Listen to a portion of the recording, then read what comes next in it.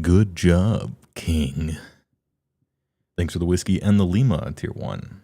49 months. Bigger. Bigger. Anyway, have an intro.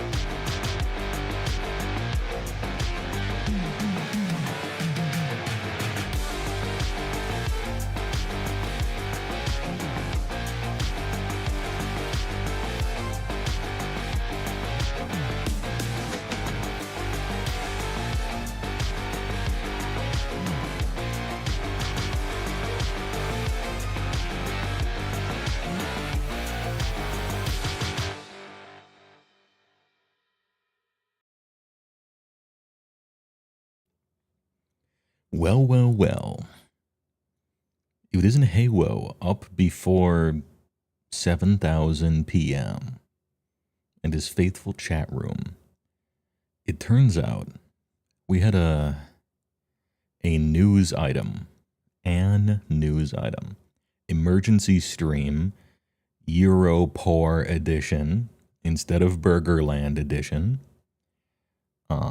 Completely spoiling your Euro trash ass with this time slot. Don't worry about it.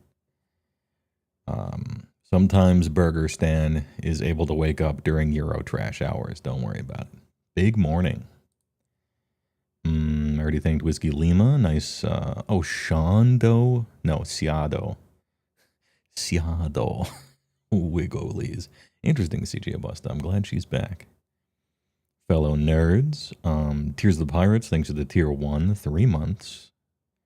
Gotta give a bit. You don't gotta, but I appreciate it when you do. Nice name, by the way.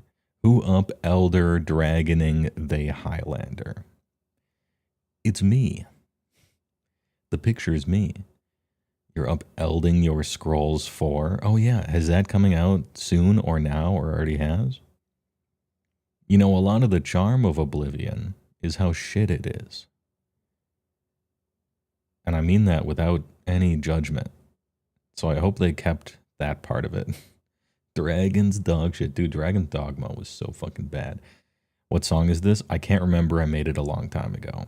It does kind of bang, though. I don't know. Listen to it again and hold your phone up to it. I can't remember it. I'd have to search through all my many photos or all my many folders of random music and images and stuff. Apologies. And a very big morning to you, too. The Pope dies, and 1 day later, we get a BNR update. It should happen more often. Burgerstan exists outside the bounds of AM hours. I guess in Burgerstan we have AM hours. And most of the other countries are on metric time. You know, there's no AM, PM. It's just metric time in Europe. 100 hours a day, 100 seconds in a minute. It makes more sense, I guess, when you're doing multiplication, but... You made that song? I did not make that song. I used the song to make the intro. I think you mean military time? I don't know. If it was military time, the fucking America would use it. You know what I mean? One would think. Happy Unbanned Day. Not the ones you wanted, but good enough. Feel free Golos. Also Jeweled Lotus, but that won't be leaving for a while. I haven't looked. I saw that there was a ping for me in the Magic the Gathering channel on my Discord, and I noticed there were 2 news articles. And I middle mouse click, open new tab on both of them. Didn't even look, instantly started the stream. Instantly started the stream. What are your predictions? I think I did like a prediction show. But if I got talking about the predictions, then this would turn into a real stream instead of a react. Anyway, I would love to, but it's Christmas morning. I want to open my presents. Here, I'll give you a free one. Coalition Victory for sure is getting unbanned because Gavin said that it was getting unbanned in a previous stream that I watched. So my prediction is that he wasn't lying on that one. And it will take exactly 1 week for everyone to get fucking sick of Coalition Victory wins. Also, I'm putting it in Garth.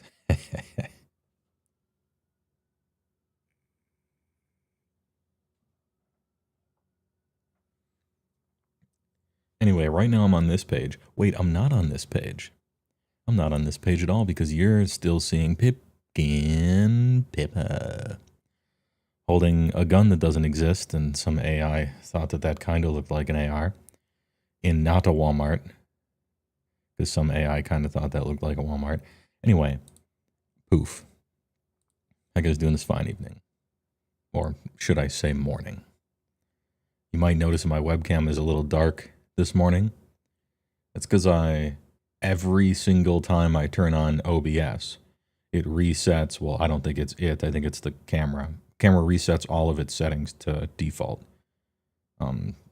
because it hates freedom, and I have to re-click every single thing.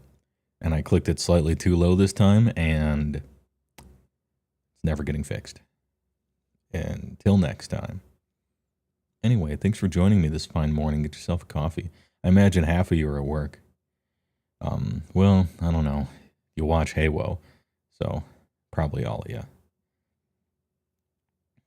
Oh, it's You Rail by the Atex. That's right. That does ring a bell, CJ Busta. That does ring a bell. Anyway, right now I'm on my Moxfield page, as you can see here, for the 4 commander decks that I own. And you'll notice over here that they have different brackets. I suspect that after this update, they will all be bracket 4 no matter what. I tried to make a few bracket 3s. It was hard, but I did it.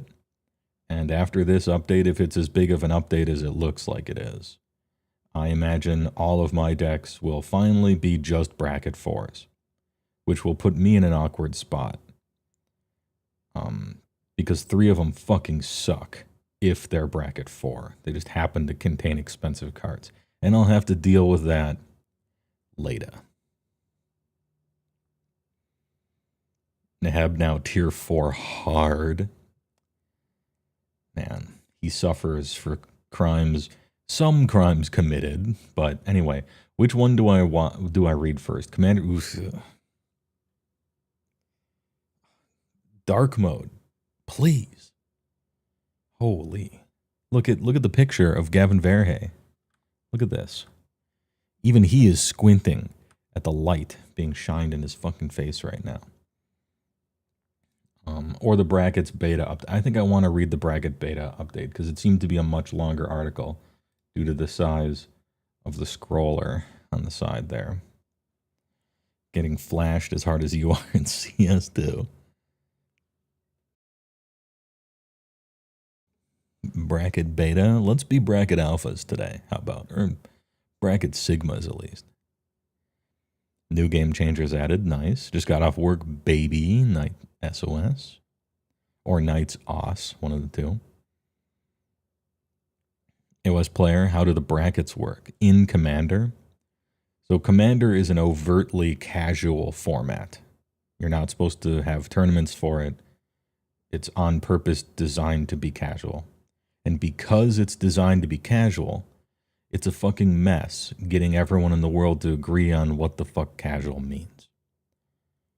And so they had to make brackets and come up with random unwritten rules and write them all down. And cards that people don't like and cards that people think are too strong and win cons that people find too annoying and all this other stuff. And so they had to come up with 7 billion extra rules instead of just make the best deck you can, which is why competitive is very easy to balance. You just tell people to build the best stuff they can. If something is too good by 6 to 10%, then you nerf something, right? Then you ban something. Anyhow, that's a really fast bracket thing. There's 5 of them, but not really. There's 3. And then if you're trying to play a game, you just say which bracket you're in, and then things kind of work themselves out a little bit, sort of. This is by the G-Man, Gavin Verhey. Hello, everybody. If it's Tuesday, it's Commander once again. This is Gavin Verhey on behalf of the Commander Format panel, and if you don't know what that is, check out this website. When we last talked about 2 months ago, we revealed our new beta test to the bracket system and the game changers list. Hold on. Enhance.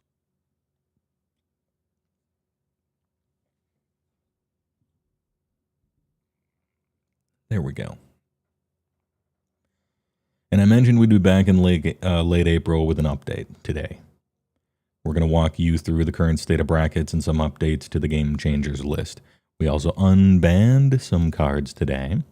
If you're looking for more information about unbans, check out that update here. I will not.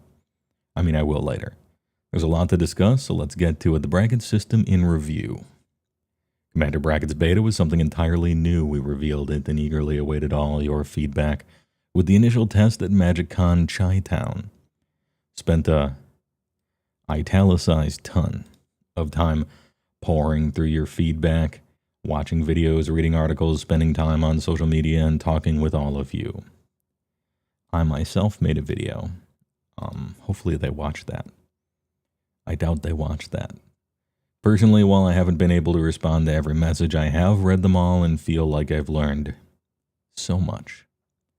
Thank you all for your feedback. It really makes a difference. Overall, I would say that feedback has been far more positive than negative.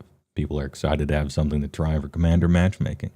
Most of all, it's provided additional terminology to talk about the games they want to play, all while reminding folks of the importance of pre-game conversations. Watching it in action at Chi-Town was wonderful, and I had multiple players tell me the brackets led to some of the most evenly matched Commander games they've played at the Magic Con yet. But those are just my anecdotes. Let's get to some actual data. In the official survey done for MagicCon Chicago, 87% of people who tried the bracket system said that it was helpful in their games. Incredible. The online player pool is another place we looked for data. I talked with the Magic Online team over at Daybreak Games, and about half of all Commander games on MTGO are using the bracket system. They also let me know they're actively working on implementing this system programmatically whenever possible. It's unofficial, but I also talked with Amy, who runs Spellbot, which pairs Commander games across many major Discord servers. About 54% of all games on those servers use Commander brackets to pair people. The system adoption is high for something only 2 months old, which is great to see. Now, I also don't want to take these early wins as a sign that the system is perfect. One of the easiest ways to fail in the long term is to succeed early and think you can stop improving. We've heard a lot of feedback about the system. While plenty of it's positive, there's also room for clarity, expansion, and refinement. How many brackets should there be? Should the exhibition bracket exist? Is the upgraded bracket too broad? What is the exact list of mass land destruction? What does a few tutors mean? I took it to be 3, but, Should there be a bracket 3.5 or 2.5 or something between the existing brackets? We talked through a range of changes in this vein to move some verbiage and goalposts around. However, as we looked into it more, we decided against changing the tiny details of the system this early. While the most involved Magic players may have digested it already, it is taking time to trickle out and be adapted by the broader community. Tons of content creators have made pieces explaining the system. People are just starting to learn how it works and what it is. If we go down this path every 2 months and rearrange all the pieces of a system that has been overall quite successful thus far, it's going to erode people's ability to learn that system properly. It also takes time to learn new information, apply it, and update decks accordingly. A great example is exhibition, parenthetical, bracket 1. When we announced this system, exhibition had a small pool of people who were excited about it, but a lot more who didn't have decks for that bracket. We heard about little bracket 1 play initially. Were we wrong to include that bracket? Yes. It's only content creators and 12 weirdos across the planet. Doesn't mean you shouldn't cater to them, I'm just saying. Now that we've given people time to begin understanding bracket 1 and build decks with it in mind, we're seeing it grow, with streams highlighting the bracket, people showing off their exhibition decks, and so on. Yes, content creators. While it may not expand to a wider audience, we shouldn't cut that tree limb off before it has a chance to grow. I think it's harmless being there, to be perfectly honest. Editorial me. So we want to keep everything as is to allow for folks to experience the brackets, calibrate their decks, and see what each bracket looks like. We will likely still tweak some things, but other things may naturally fall into place as more people try out and discuss the system. We'll continue to run the Commander bracket beta test this year, and you can expect us to come back with an actual system-level changes later this year. We're imagining sometime before MagicCon Atlanta, but we don't want to lock down a time right now. To be clear, Commander brackets are not receiving any changes at this time. The system is still in beta stage. However, that doesn't mean we're not making any changes to pieces. When we rolled the system out, we tried to keep the game changers list small. We were worried about the number of cards people would have to track, and worked with great community tools like Archidect, Moxfield, nice, and Scryfall based, to make sure those sites were ready to roll out and track those immediately. While a precaution I'm glad we took, we may have overcorrected a bit. The overwhelming response and most common point of feedback was that people could do with a lot more game changers. Having this set list and shared language has been helpful when talking about games. Additionally, adding more game changers will help distinguish brackets by pushing some decks upwards. So today, we're adding significantly more game changers. This way, the system as you learned it stays the same, but the list of game changers is clear and easy to reference. I also want to touch on one aspect that we want to emphasize when selecting your deck's bracket. Intent. Intent of play. When we first rolled out the bracket system, one mistake I believe we made was to not emphasize how important the intent you have for your deck is when selecting its bracket. The game changers list and the bracket guidelines got most of the emphasis, and intent sat on the sidelines. However, in terms of importance, those should be flipped. Intent is the most important part of the bracket system. While there are guidelines to keep in mind when deck building, no game changers in exhibition or core, no mass landed out or upgraded, etc., the bracket system is emphatically not just put your deck into a calculator, get assigned a rank, be ready to play. I deeply appreciate the tools the websites like Moxfield and Architect have put together to give you an overall estimate, and they've done some fantastic iteration to help emphasize intent as well. But I want to stress that any estimate is just an estimate. It's on you to use what you know to label your deck correctly. I can easily build a deck that technically meets all the rules of core and plays the power levels optimized, as I'm sure many of you can too. That was fun to do day one, but I wouldn't subject any actual humans to it. Yeah, 6 was technically a bracket 2, but it was not a bracket 2.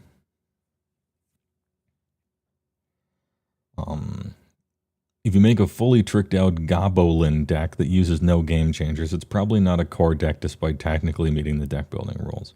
And that's where the descriptions shared in the first article, which you can find here, really come into play and why they're vital. Those are far more important than just looking down a checklist and making sure your deck doesn't violate any of the rules. You have met a human who still does this. That's weird. Is it imperfect because it requires people to gauge their own decks? Yes, absolutely. Parenthetical here. This is why the meme of my deck's a 7 exists. Because, okay, everyone says their deck is a 7 in the before time. They really believed that for the most part. I think that represents people's different views of what casual even is more than it represents people trying to get one over on someone else. But maybe I have a more positive spin on it.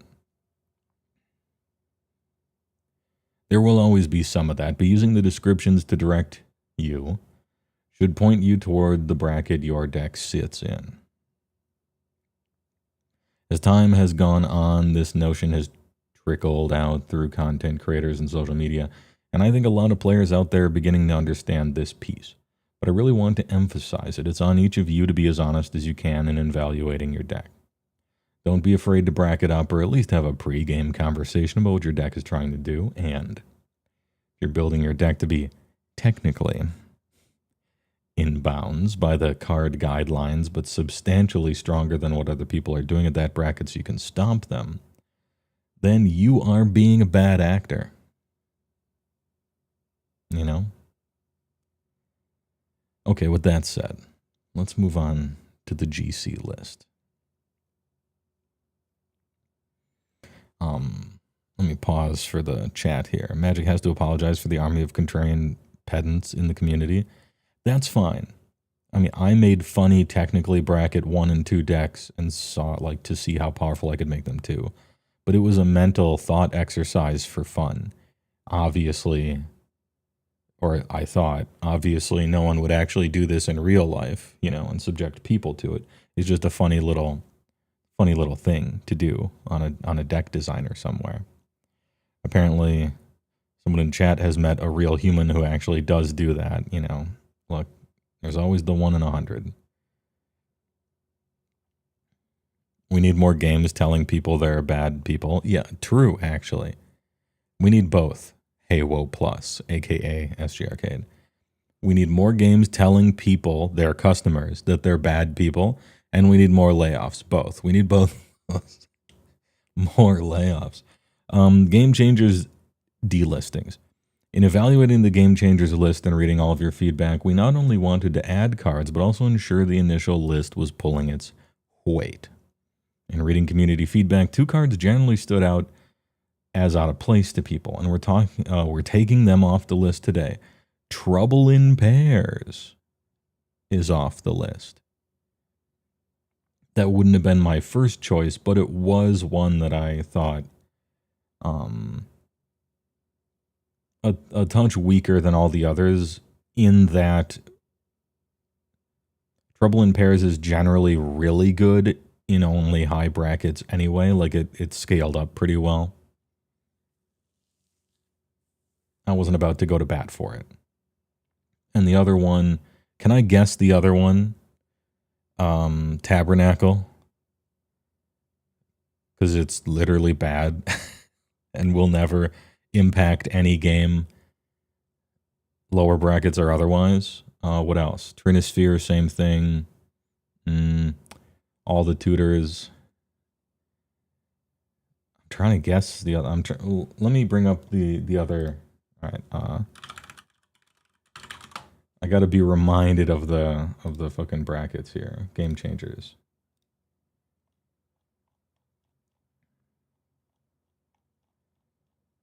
Hold on, scrolling. Yeah, Trouble in Pairs, I agree. Force of Will for sure. Fierce Guardianship for sure. It's a 1-for-1 counter. Only instances or only non-creatures.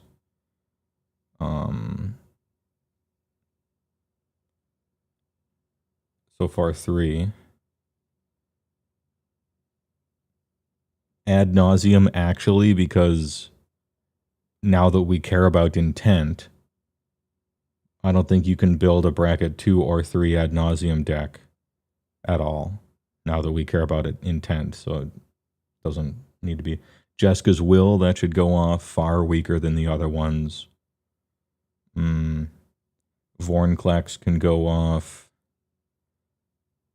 Tabernacle, easy, can go off. Trinisphere can go off.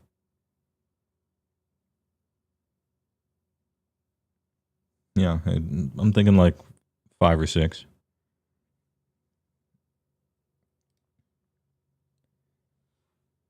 If there's only one more, it can't be Fierce Guardianship or Force of Will because they come in a pair, you know, and they should both go off. So I'm going to say Tabernacle. Oh, Trinisphere. That was another one. Trinisphere, I agree. Yeah, I agree.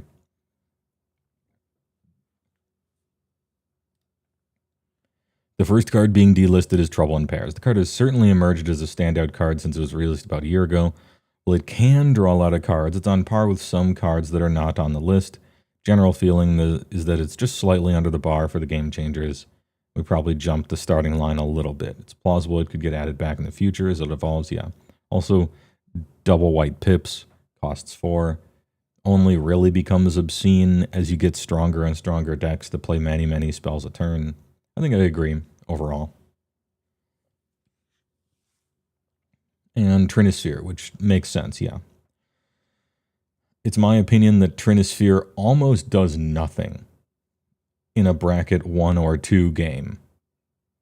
It's almost like it doesn't even exist. Because most of the 99% of the spells everyone casts costs 3 anyway. They use 3 mana cost Mana Rocks. They use Mana Rocks for 3 in bracket 2. It doesn't even hit their Mana Rocks. Card doesn't do anything.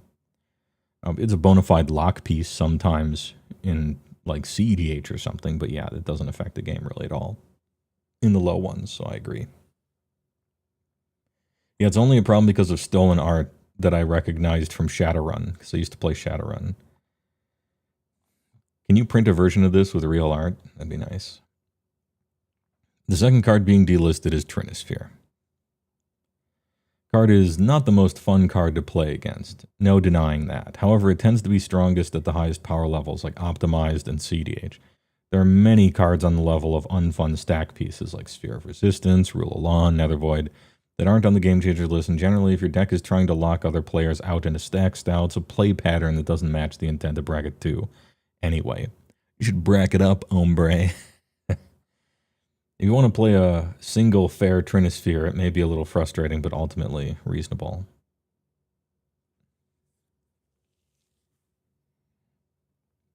Game Changer Editions. Damn. So, unfortunately, they decided to ignore my feedback. I don't think Force of Will or Fierce Guardianship belong on the list whatsoever. Especially Fierce Guardianship. Actually, especially both. Yeah, that was my feedback. It's a 1-for-1 counterspell against 3 opponents that can only hit non-creatures. Who cares that it doesn't cost mana? It's a 1-for-1 removal card on the stack. I don't understand why it's in the same list as draw 20 cards over the next 4 turns. Like enchantment, it doesn't sit right. To me. And Tabernacle of Pendrell Vale, like it's the same thing as that one demon, right? Everybody sacks all but 2 or 3 creatures. They keep 2 or 3 creatures out. I don't see what the big deal is. Anyway, getting off my soapbox for a moment. If there's even a single counterspell that belongs on the Game Changers list, and I don't believe that there is, then the single counterspell that belongs is Mana Drain. And nothing else is even remotely close. So it's weird that Mana Drain isn't, and 2 cards that are worse than Mana Drain are. But maybe they're changing that right here. Maybe Mana Drain's going on. And then I'll shut the fuck up. Well, actually, I won't. I will still complain. But I'm honest. That's got to be a new line of MTG lingo. Hey, bracket up, hombre. Yeah, you got to bracket that up.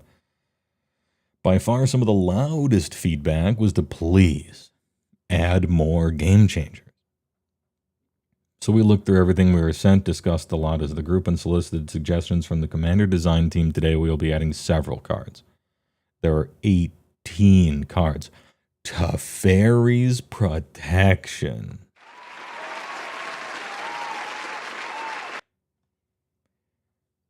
Please hold your applause till the end. This card is fucking bullshit. And I say this from a casual perspective. Bracket 4, who gives a shit? I have no clue why this lasts all the way until your next turn, first of all. And they scoured all of Magic's history to make sure that there was no counterplay to it whatsoever besides a counterspell. And some weird situation where you have a questing beast and commander damage or infect or something like that. Yeah. Card's bullshit. And kind of a win condition as well in casual. Big agree, completely agree. I feel it's even a design mistake almost. It should have only lasted during your 1 turn. In my IMO, but fine. Humility. Yeah, I agree. I think I agree with humility. There's a lot of bracket 2s and bracket 3s that when a humility resolves, their deck 100% shuts off. And they can never do anything again, and it's over. And then they're like, well, I'm running removal. And then they think about it, and they're like, all my removal is like Reclamation Sages and stuff, which now do nothing. Sort of just shuts off an entire strategy, creatures, entirely. And asks for some advanced rules knowledge for weird interactions. I think this is fine. If we're going by like Salt score and impact on play patterns and stuff, then yeah, humility makes a lot of sense. I think I agree. Narset Parter. Yeah. Fuck you. Fucking Narset part of Veils. There are two types of people. People who have played against Narset and people who don't quite know how miserable it is to play against Narset.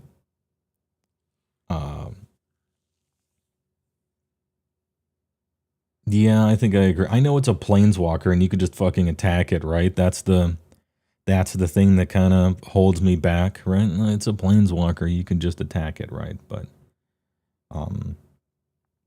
Narset into wheel, into why aren't y'all having fun? Sure, I guess. Intuition, which means intuition is getting rightfully unbanned. No, I'm thinking of gifts ungiven. Intuition is going in there. I think I agree, but I don't know why it gets called out specifically. Yeah, Narset also solves the why only Hull Breacher crowd in a certain respect. Although Hull Breacher is much, much, much better. And Flash. And you can't attack it. Anyway, Intuition, sure. Instant Speed, EOT, it's really just for combo decks, right? Or graveyard decks, or both. I don't know that this one seems to be a little bit of an overreach, but maybe the people hate it. Consecrated Sphinx, yes, obviously. Consecrated Sphinx is the smothering tithe of card draw, essentially. Yeah, it costs 6, that's a lot, and it's a creature which you can kill easily. These are downsides to it. It comes out slower, but if you're slowing the game down and making everyone play a little slower, then ancient commander staples like Consecrated Sphinx that if someone kills it on their very next turn, you've already drawn 2 cards for free. It's kind of ridiculous. Very consistently draw 8 cards by the time it's your next turn. Hey, all right. In keeping with that, yeah, Necropotence was my first. Necropotence was the first card I'm like, why isn't it on this list? It does have noticeable downsides. You have to exile cards if you discard them. You can't draw the card and play it on the same turn. You have to wait, and that's a huge downside. Obviously, you skip your draw step. That's a downside. But really, the main downside is you can't play a Necropotence and then instantly use all those cards. You have to wait. And yeah, there's a life cost. And even though the life cost can and does add up, I feel like draw 7 cards every turn until I kill myself is probably, yeah, it rightfully belongs, correct. So far, I agree with all of these, although I'm not willing, I kind of disagree with Intuition, but I'm not willing to go to bat for it, if that makes any sense. SG Arcade, thanks for the HeyWoah Enjoyer tier YouTube membership. I appreciate it. Orcish Bowmasters. I think I disagree strongly with Orcish Bowmasters. This one feels like a CEDH and bracket 4 players complained, but it's not like, I don't think this is really doing anything in the lower brackets that much. Maybe I'm out of touch. But yeah, I don't see it. Orcish Bowmasters, I don't see it. Maybe it's because of wheels, you know, similarly to Narset. You still get to draw your cards. It's not like you don't draw your cards, right? And it's the most killable single 1/1 creature ever. Disagree with Orcish Bowmasters. Too much of the list, in my opinion, were cards that CEDH and bracket 4 players thought were too strong, but that scaled down into irrelevance for the bracket they're supposed to be game-changing for. And I think Orcish Bowmasters is that exactly.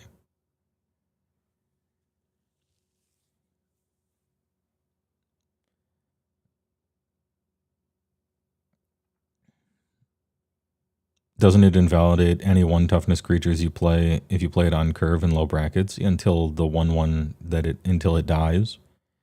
How many 1/1 creatures are you playing in lower brackets? Generally, like, I don't know, 0, 1. I don't know. Are there tons of 1 toughness creatures in low brackets? Are people playing Birds of Paradise in bracket 2? Maybe they are. I just feel like it's a 1/1 creature that does maybe 3 damage and then incidentally dies. And that's it in the low brackets. But, you know, it could be that I'm out of touch. I don't play bracket 2. Notion Thief. Yeah, I mean, if you have Hull Breacher, why not Notion Thief, right? Also, fuck this exact effect. Every single Notion Thief, Narset, Hull Breacher style card was a mistake, says the guy who likes to draw cards. Deflecting SWAT. Oh, they went the other way with it. Okay. I felt that, especially in the lower brackets, 2s and 3s, deflecting SWAT is way more of a game changer than Fierce Guardianship. To me. Fierce Guardianship stops your commander from getting Swords to Plowshares right after you cast it, so you can untap with it 1 time. Deflecting SWAT sends up, like, blowout 2-for-1s, you know, actual game changers, right? Redirecting door to nothingness kind of stuff, or things like that anyway, yeah. So I would have wanted both of them off the list. They decided to put them both on the list. Sad. You have Sporefrog in your Codis deck at least, but you don't quite consider it bracket 2. Yeah, but Sporefrog is so fucking annoying. He deserves to be able to be killed sometimes, you know? It kills my card that everyone hates anyway in the lower brackets. Look, I'd play Sporefrog if I had Muldrotha deck too. I'm not saying it's bad. I'm just saying you got to come up with a more innocent counterexample than that. I'm trying to Sporefrog on every turn forever, and it's gonna die if they have Orcish Bowmasters. Good. Kill it. Kill that guy.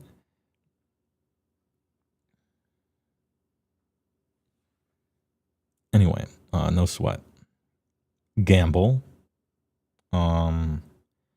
This must just be for completeness sake. I consider Gamble to be like a Life from the Loam only card, but maybe Commander players are doing weirder stuff than that. Card's bad. Should be used in literally 0 decks except for Graveyard, you know, Life in the Loam kind of stuff. I don't see the point, but I guess they just want to put every single tutor, no matter how bad, on the GC list, which is crazy. Hey, it won't be very hard not to use Gamble. Let me tell you, no one does. Worldly Tutor. Yeah, I suppose if we're putting every single tutor on, you have to put Worldly Tutor. Creatures are really good now, so, you know, every creature in the game is an entire sorcery plus legs now, so, yeah, Worldly Tutor. If all the other tutors have to be on, which I disagree with, then Worldly Tutor belongs, for sure. Crop Rotation, damn, they're right. Yeah, putting some respect on Crop Rotation's name, but I don't think it should be a game changer at all. I think Graveyard people should have to fear the Crop Rotate Bojuka Bog. But hey, alright. Yeah, where's Open the Armory? Well, I wouldn't do Open the Armory. I'd do Steel Shaper's Gift first, but you get the point. Idyllic Tuda, Green Sun Zenith, the brand new Green Sun Zenith they just made that has Flashback, Fierce...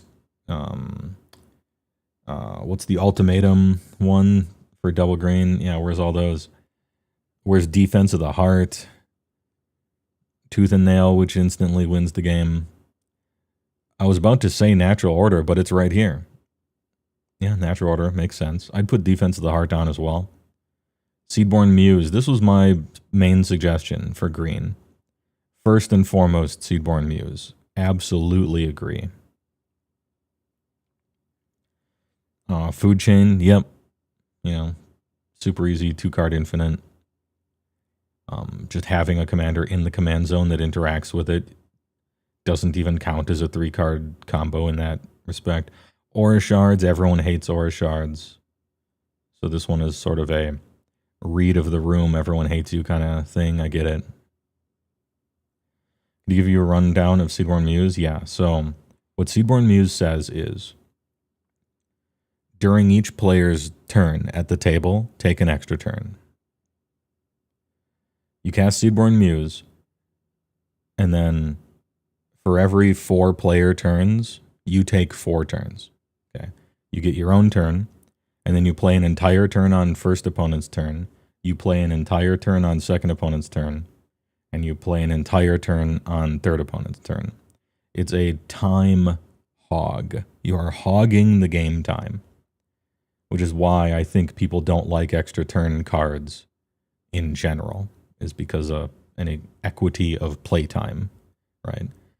So yeah, Seedborn Muse, it costs 5, gives you 4 extra turns every turn cycle, or 3 extra turns every turn cycle. Giant, selfish hog of playtime.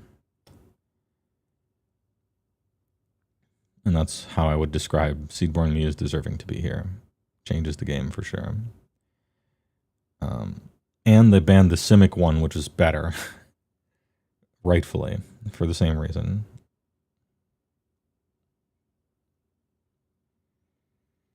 You love that they put the Seedborn Muse into the Abzan Precon, where Bracket 2 is supposed to be compared to Precon level gaming. Yeah, they need... It's a good soundbite that Bracket 2 is Precon, but I imagine at some point when Commander brackets are out of beta, then all Precons from that moment forward will be balanced and good. This is my copium on that. Field of the Dead did nothing wrong. It takes forever to get Field of the Dead online and working. Hose mad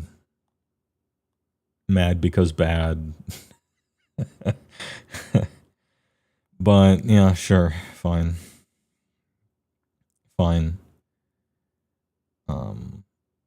And Ramish's Workshop, a card owned by 0 bracket 2 or 3 gamers in the entire world, which will never see play ever on those tables anyway. Joining Tabernacle. Although it's better than Tabernacle. I'll now cover why each one met our bar for inclusion. Oh, good, okay. Go over. It's nice to have them explain why they did what they did.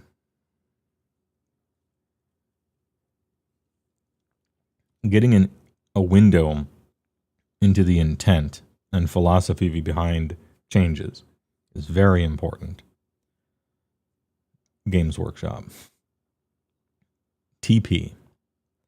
While ultimately a defensive spell, if you want to talk about cards that quite definitionally game change, this is one of them. It protects you completely. Much like Cyclonic Rift, Teferi's Protection saves you from targeting while freely making big plays or attacks without risk. Certainly a game changer. I would have expanded upon it and said that it lasts, you cast it and it lasts until your next turn. You get 4 entire turns of freedom. You cast it in response to any other thing, Cyclonic Rift, Crater Hoof, whatever. It wins you the game by responding to crazy stuff. Easy to cast. Anyway, whatever. Super annoying. Humility. Card slows the game down to a crawl, disabling everyone's creatures and shutting down a card type that everyone has likely built their deck around, especially in lower brackets. In comparison to Trinisphere, a fair Trinisphere forces people to pay some more mana. Even a fair Humility tossed onto the board will usually make games massively frustrating to play, and probably include some rules questions, and they don't want to look up layers. Narsa, okay, so I figured this was all part of a big, please stop playing wheel decks in anything but CEDH or whatever, public service announcement. I figured it was just part of these other two, and it got lumped in, I think wrongly. While punishing additional card draw is a reasonable thing to have in a game of Commander, these are particularly aggravating to encounter. At best, these are frustrating to play against. At worst, they combo with wheels to do some nefarious things. Yeah, so the reason Narset and Notion Thief are orders of magnitude worse and different than Orcish is you can draw out of an Orcish Bowmaster, you'll just take some damage and your guys will die. But ultimately, you'll kill him. You cannot draw yourself out of a Narset or Notion Thief. You're locked. The game's over. Unless your board presence is already crazy. You lost, and there's no way out of it. And that's why they're on a different class than Orcish, in my opinion. I just like casual players playing even accidental removal. But hey, alright. I won't complain about this too long. I don't run Orcish Bowmasters in any of my decks. So, oh wait, I do. I just put it into Garth to power down Garth. And now he's accidentally powered up, I guess. Even though I'm not using him with wheels. Hey, if I'm not using him with wheels, is he fine? I guess we don't have that sort of stipulations.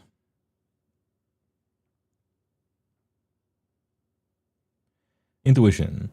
Very strong Tuda, giving you 1 card and dumping 2 into the graveyard. Well, it's not always the exact card of the 3 you want, with redundancy usually getting something strong. It also stocks your graveyard in the process. Combine it with it.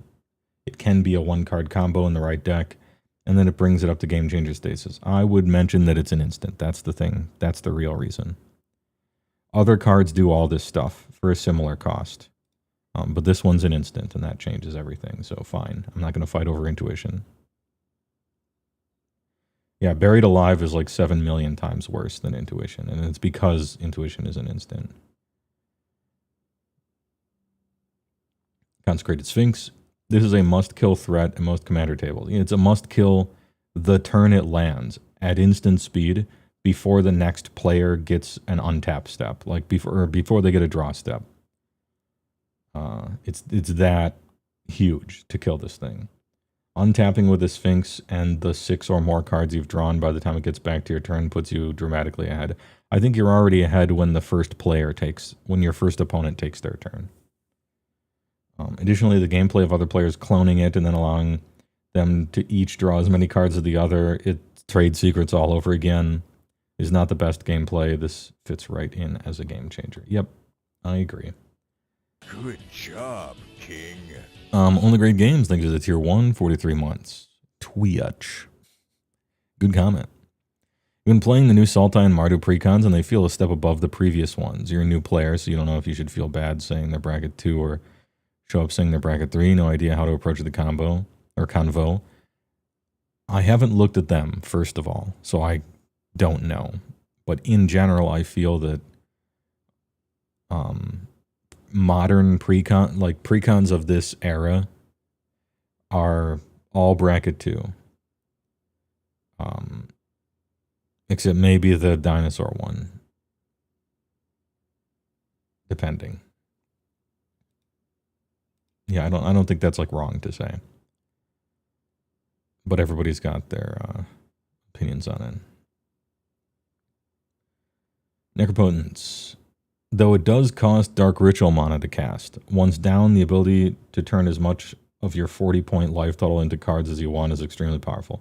Been one of the most requested additions, and we are happy to add it to the list, yeah. I would say that the huge downside of not being able to play the cards that you draw right away is well noted, and a very big downside to Necropotence. All other effects like this one give you the cards right away. And then you can use them to win on like that turn or something like that. So big downside, but still belongs on Game Changers, in my opinion. You thought they said all new precons are designed to be in a specific bracket in the announcement? Well, yeah, but also the brackets are in beta and changing constantly. So it would be basically impossible for those two things to line up, right? If the bracket system is still in beta and will be for the next year still, then any sort of precon in the pipeline is just crossing its fingers, right? For which I forgive them. You know, these precons were designed 3 years ago, probably. And 3 years ago, there wasn't even a bracket system. So, And while precons are a good way of precons are like a normal way of getting into Magic if you're brand new. Once you already play Magic and Commander, you don't think about precons ever in any capacity. They're just, it's like someone asking you what the weather is like on Pluto. It wouldn't even, I'm like shocked. I'm like reminded the precons exist whenever someone talks about them. So irrelevant are they. But, you know, they're important for new players. Sarah Ascendant when? Winning with damage? a 6/6 creature? Oh, get a load of this guy. No way. Sarah Ascendant is like, hey, I want everyone to attack me for 5 turns by playing it early. Deflecting SWAT. Strong free counter magic made the list previously, and they were wrong to do it. Some of my complaints are memes. They are absolutely wrong about this. A lot of players feel this way, so they are responding to that feedback. But those players are wrong too. Mad because bad. Literally get good. It's a 1-for-1. Holy. Anyway, this is not a 1-for-1. Very often it's a 2-for-1, which is why it's better than Fierce Guardianship at casual tables.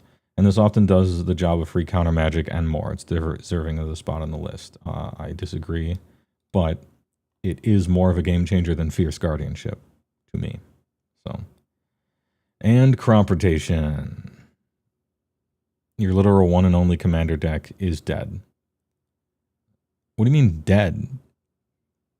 Look, the game changer list is the ball pit at AnimeCon or whatever. It's the kiddie pool.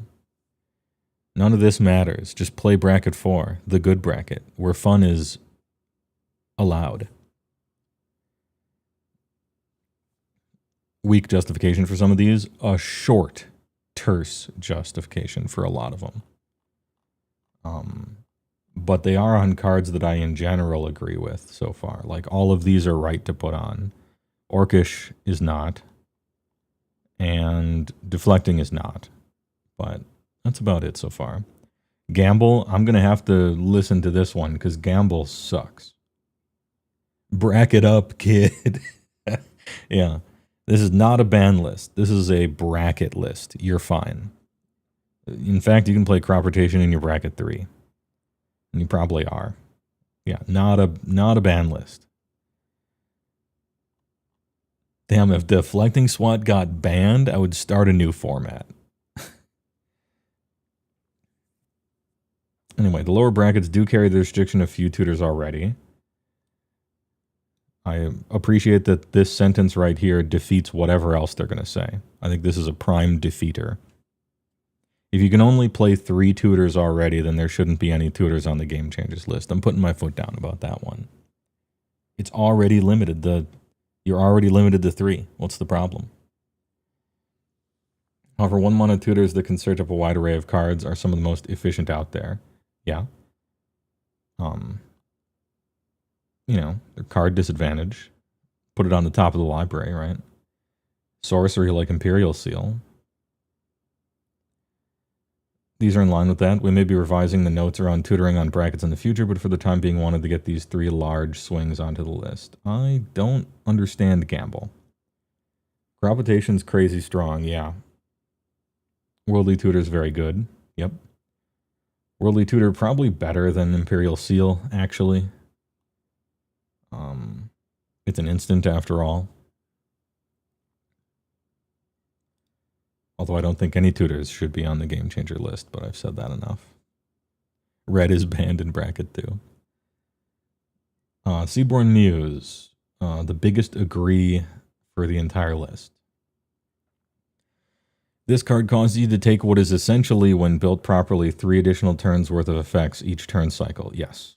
Yeah. You hog all of the game time. It also causes one player to take a disproportionate amount of time in the game. Hey, look at that.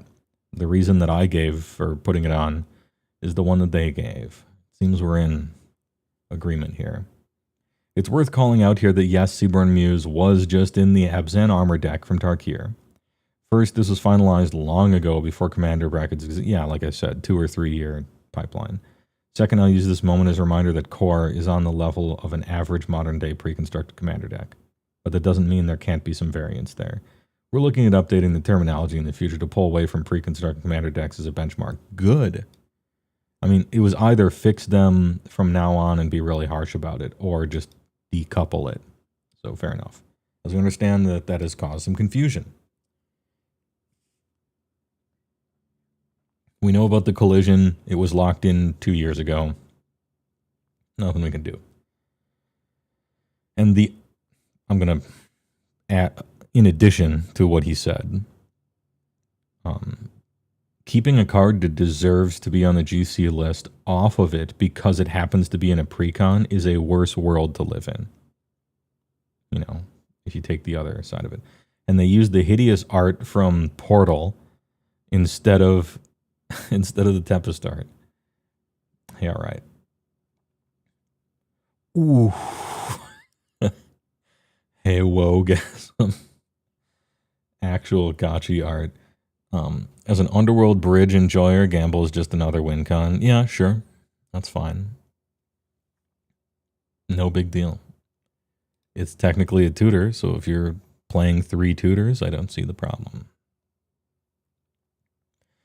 Knowing that now Game Changers list seems more like people complain about it list, it is both a play pattern and a power level list. It's kind of a mixture of both of those. Me when I eat 2 Flintstone gummies, the power. This is one of the strongest ways you can cheat out big creatures early. Natural Order cheats mana and acts as an efficient tutor all in one. I agree, but I really would like to see Defense of the Heart. It's tooth and nail for 4, but I guess I don't care. Food chain. Pretend, people tend, I read that as pretend for some reason. People tend not to play fairly with food chain. I'm going to be really honest here. There is no way to play this card fairly. Like, the whole universe conspires against you. There just isn't a reason to ever play it fairly. It's the same thing as Thassa's Oracle. And Merfolk players who pretend like they want to play that card fairly, but they're all lying. There's just no way to really play it fairly that matters in any way. Yep, it mostly fuels infinite combos, and they're all 2-card combos. And the reason I'm going to give them the technicality on this and other ones where I won't is because you can cast your commander from the command zone with the mana from it. So it truly is a 2-card infinite that just happens to be using 3 cards. Usually I say you do need a payoff or whatever, but if it's in the command zone and you can use food chain mana to cast it from the command zone, then, you know, what are we doing here? Aura Shards is on the list because people hate it. This one's pure salt. Salt score, put it on the list. I'm not necessarily against putting things on the Game Changer list because of salt score. And also, if your opponent lands an Aura Shards and you have an artifact deck or you're playing Enchantress, you do basically lose the game forever. Unless you can get rid of it. So, like, you know, fair enough.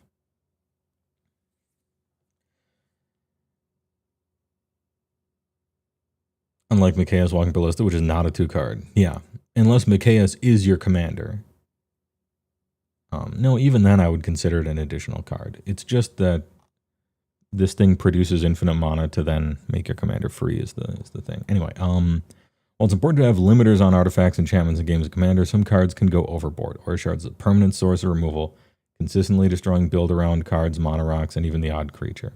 Many popular deck archetypes have trouble fighting through an Aura Shards, especially since it's in a color pair full of putting creatures onto the board and also destroying artifacts and enchantments in many other ways. While a one-shot sweeper like Vandal Blast is totally reasonable, this persistent effect on the game is something we wanted to hit. Fair.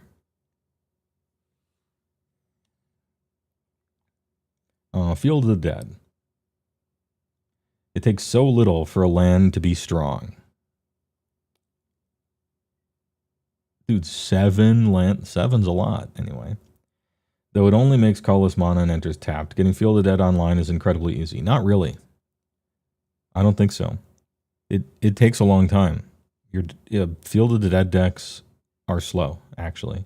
Even with tons of ramp, you're doing nothing for a very long time with a deck absolutely filled to the brim with redundant land tutor after redundant land tutor after redundant land tutor. I don't think it's that big of a deal, but once you do that with fetch lands, additional land drops, and more, this land can turn out 3 or more zombie tokens a turn. Yeah, that part is true. Which doesn't sound too wild, until you consider once again it's a land. The zombies protect your life total and close out games. It was strong enough to make the game changers list for us. Sure. I just don't think you're getting it out consistently and very fast in the brackets that it's being kind of banned in, but I guess I don't care.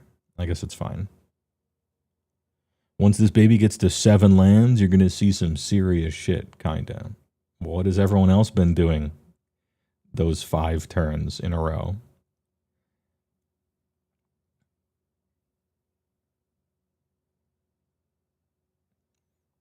It does go out of control immediately. Like the turn after you get it online, it becomes out of control. So that's fair. Mishra's Workshop, another card no one will ever or was ever already going to play in any low brackets ever. It doesn't even need to be here. You might as well put Stasis on here for other old cards that literally no one plays, especially at low brackets. Mishra's Workshop. Who?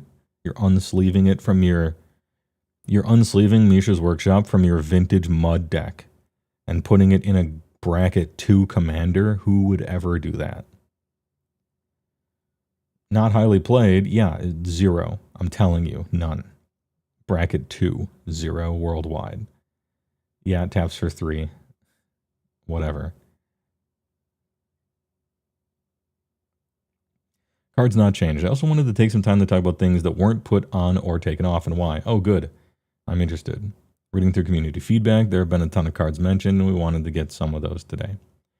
The first I want to tackle categorically are legendary creatures. Originally, we had a couple of others flagged for inclusion. However, ultimately, there are a lot of powerful commanders out there. And your commander is the one face-up thing everybody knows before the game started. It's an easy road to start adding Korvald, Edgar, Dragon Joda, Atraxa. I don't know why Atraxa is here. I don't know why Dragon is here.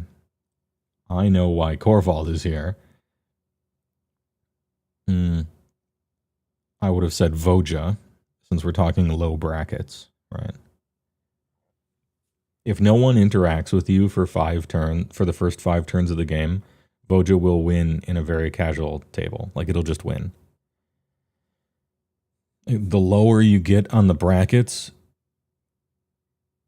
the more of an effect how good your commander has on how strong your deck is.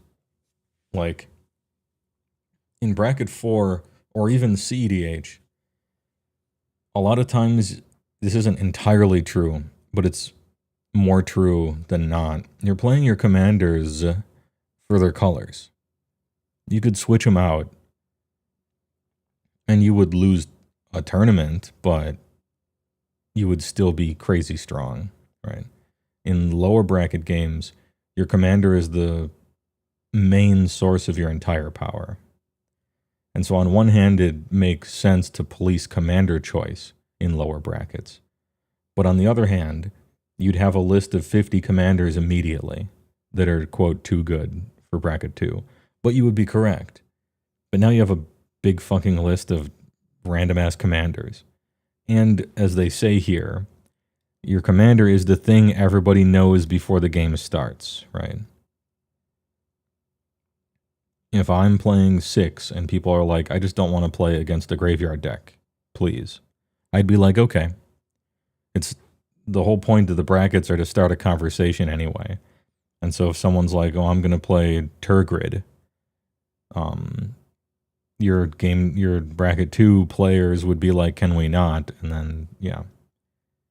Or Korvald or whoever. So I think that makes sense what they're saying here. I think I agree, long story short.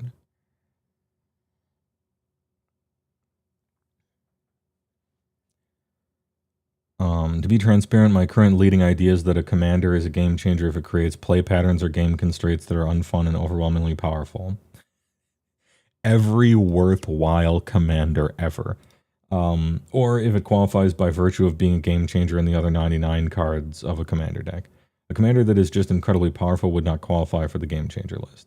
So in this world, cards like Turgid and Grand Arbiter would remain on the list because of the experience they engender, while cards like Yuriko and Urza would likely come off because they're solely about power.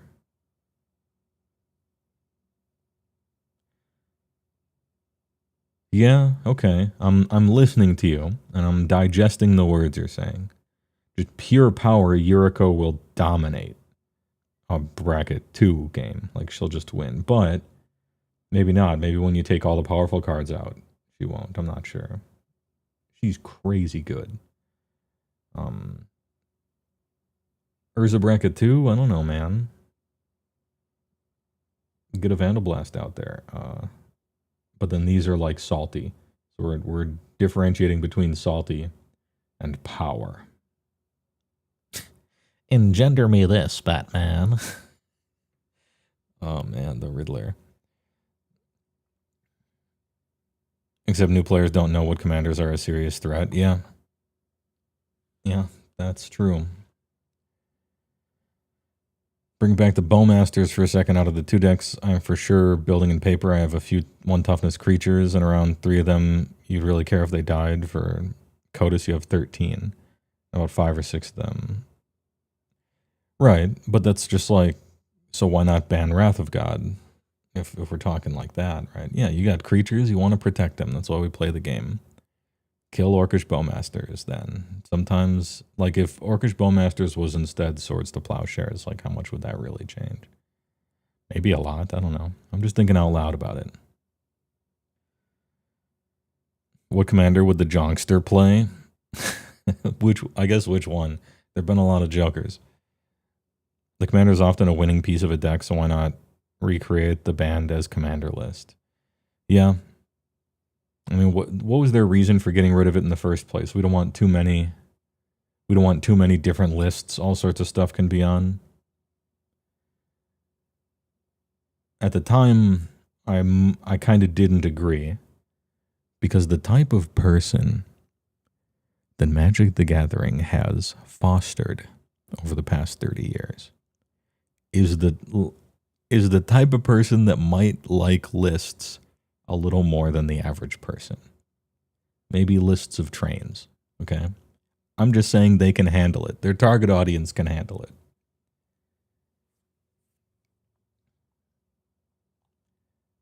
What was I saying again? Oh yeah. Why not create the banned as commander list? I think that's fine. Or it would be like a bracket as commander list, wouldn't it? Not necessarily a banned as. Farewell. Well, we lost the battle. I was really gunning for Farewell to go on the Game Changer list. Not necessarily because I hate the card, although I do hate the card. I think the people hate Farewell just as much as the people hate Teferi's Protection. I bet they hate it more. So the public outcry wasn't enough. Wasn't enough to put Farewell on. We have to keep our lobbyists writing their letters and giving their phone calls on this one. Not even Game Changer, actual ban.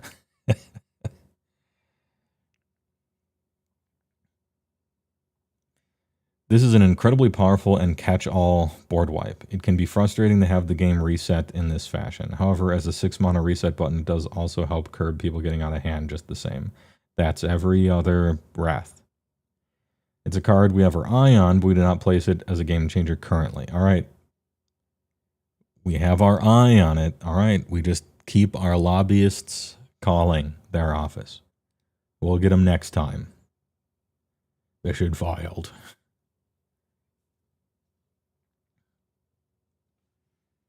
You're mostly fine with the GC edition? Same, actually. Most of the additions are great, and I agree with most of them. There's head scratchers and ones where it's like, yeah, I disagreed with their philosophy on that, but if I pretend to have their philosophy, then the decision is consistent. And I can't get too mad about that, right? Like they put Worldly Tutor on the Game Changers list. I don't think it should be on the Game Changer list. But their reasoning is every good playable tutor should be on the Game Changer list. That's their reasoning. And I disagree with their reasoning, but if you have that reasoning, then you have to put Worldly Tutor on. And so their decision made perfect sense if you have their philosophy. I just don't share their philosophy. So if I'm going to disagree with someone, I would at least like their reasoning to be consistent. So that's why I appreciate it. It makes sense.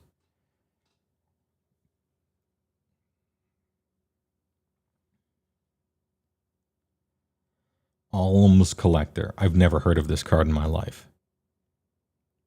If an opponent would draw 2 or more cards, instead you and that player each draw a card. Okay, so it's another like kind of Notion Thief, but they still do draw at least one. 4 is a lot. They still draw one at least. It only really hurts stuff where it's like big X spell, you know, draw a million at once kind of stuff. If you individually draw a bunch, like if you individually draw one over and over, it doesn't do anything, unlike Narset. I think I see why they kept it off.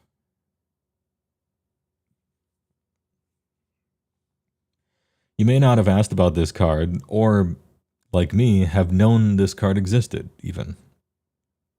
We did bring it up because the card did make the list. We elected to not hit this card along with Notion Thief, Narset, and Bowmasters because it only punishes drawing more than one, not additional, and still refunds a single draw. On top being in the color identity, it doesn't tend to naturally pair with these effects. Yeah, I think I agree. Bowmasters for sure is the odd one out here. The reason these are so bad is because they stop you from drawing the card. This doesn't stop you from drawing the card.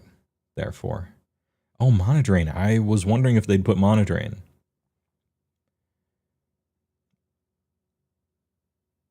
Because Mana Drain belongs on if Fierce and Force are. I just don't think Fierce and Force should be. But Mana Drain is way better than those two. In fact, it's a ramp spell. I put it under the heading of ramp in mono blue. It's not under removal. It's not under protection. It's under ramp. It's certainly a more powerful counterspell. This is strongest in the mid to late game. Well, and early game. When you have once you have yourself 2 islands on turn 2, that's when it becomes strong. Now I get it. It's because your opponents are playing cards that cost a lot more mid to late game. I get it. Acting as a counterspell that gives you a mana boost. Well, both those things are powerful. A one-time surge of mana can be fun. True. A one-time surge of mana can be fun. They know. And is unlikely to warp the game. Ooh, no. Very likely to warp the game. That's what this card does. Okay. Mana drain your Tooth and Nail and then cast my Ugin. Like that. This card is designed to warp the game explicitly. What do you mean? Anyway, when it happens later in the game.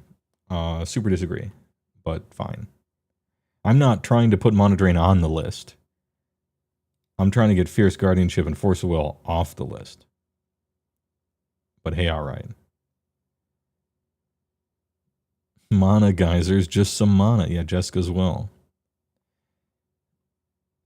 This whole paragraph is why Jessica's will should not be on the list. It's a powerful one-time surge of mana and fake draw 3, but not really draw 3. If your commander is out once, and then it goes into the graveyard. Okay. Mystic Remora. I think it scales with the power level of the table. Mystic Remora is nuts in high tier. And you play Mystic Remora, and then people play creatures for the next 15 minutes, and then finally you stop paying for its cumulative upkeep. People just play 90% creatures in lower brackets, in my experience. So I think I agree that it shouldn't be on. Talked about this card a good deal. Ultimately, feeling is strongest tables high power and weaker in lower brackets. Yep, agree. It's on the radar, but we did not add it at this time. Okay. Force of Will. All right, here we go. I'm going to need to get my Apple card.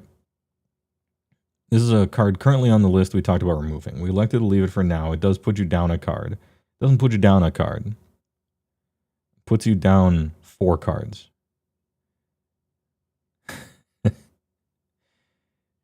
You're down Force of Will and another card, and you're down in card advantage against 3 opponents. If we're talking about phantom card advantage, you just mind twisted yourself. But anyway, whatever. But it is still an incredibly powerful way to protect whatever you're doing on your own turn. And the ability to hit opponents, commanders, and large creatures even while tapped out is notable. We have elected to leave it. Wrong, but okay, that's fine. And the only way you can play Force of Will in a non-mono blue deck is to optimize the fuck out of it, which is already what Bracket 4 is. Anyway, that's because you need enough blue cards to be able to pitch. And you probably can't even do that unless it's mono blue in the lower brackets. Bracket up, kid. Time Twister and Wheel of Fortune.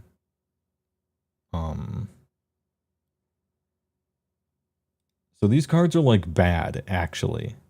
They're like not good. But they're part of incredibly broken things to do if your deck costs $10,000 in bracket 4. So I don't know about that. Time Twister is arguably worse than Wheel of Fortune because you want cards in your graveyard for Underworld Breach or whatever. Or Yogg-Will. You let your opponents draw 21 cards. That's terrible. In a vacuum. I guess if you're playing Narset stuff, then yeah, fine. Let me just unsleeve this from my safe deposit box real quick. Powerful rare rates for these effects, and rate can have an important impact on cards on the list. Demonic Tutor is on the list, and Diabolic Tutor is not. However, these cards are often fun when played on their own. Fun, subjective, just not as much in conjunction with cards like Notion Thief or Narset, which is the only time I ever see them, to be clear. I don't think I've ever seen a Wheel of Fortune in a non-Notion Thief Narset style deck. Because giving your opponents 21 cards loses you the game even if you get 7. I don't know, maybe if you have like a defense, if you have like a city, or I don't know, like a guardian out or something where people can't play on your turn or something.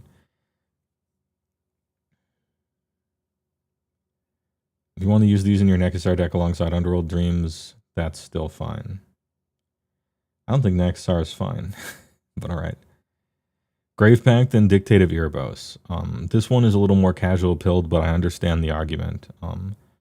Grave Pact is the same as, in a casual table, mind you, Grave Pact is the same as Aura Shards. It's the same thing. It's a permanent on the battlefield of a card type that's hard to get rid of that buries you underneath it and you can never claw your way out if you're a creature deck. Aura Shards does the same thing if you're an artifact deck or an enchantment deck. So that's like that's why people talked about these maybe. In small doses, these are fun, but when pushed to the limit, they are frustrating. They're kind of like a lock piece against bad creature decks, right? Or even good creature decks that just happen not to go wide and haven't drawn enchantment removal in the last 3 turns. They do require some setup to be their strongest. Yeah, they do need a little bit of an engine. And opponents to not have tokens or other small materials to sacrifice, yeah, that don't go wide. We elected not to do anything at this time, but if you think these enchantments should categorically be on the list, please let us know. I don't know, I'm 2 minds about it. I don't think they should. But when I think about the type of like pre-con gaming at bracket 2, like maybe. know.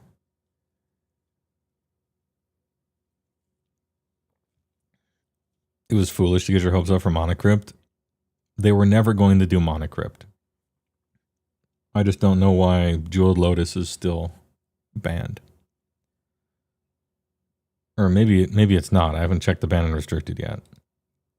Jeweled Lotus, the card, is literally a bad card. And it was fun for casuals to collect and, play their 7 mana dragon with.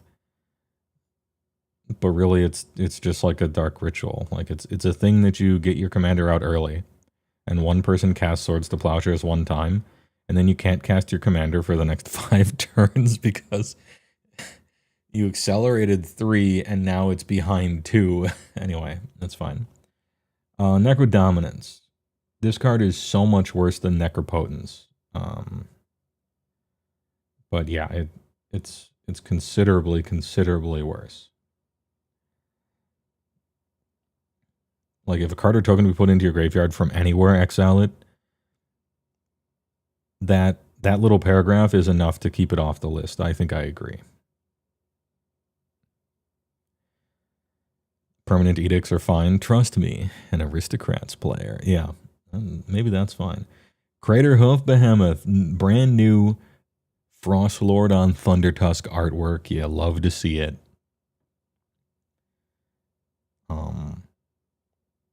It's a 1-card win condition. All you have to have is a board state.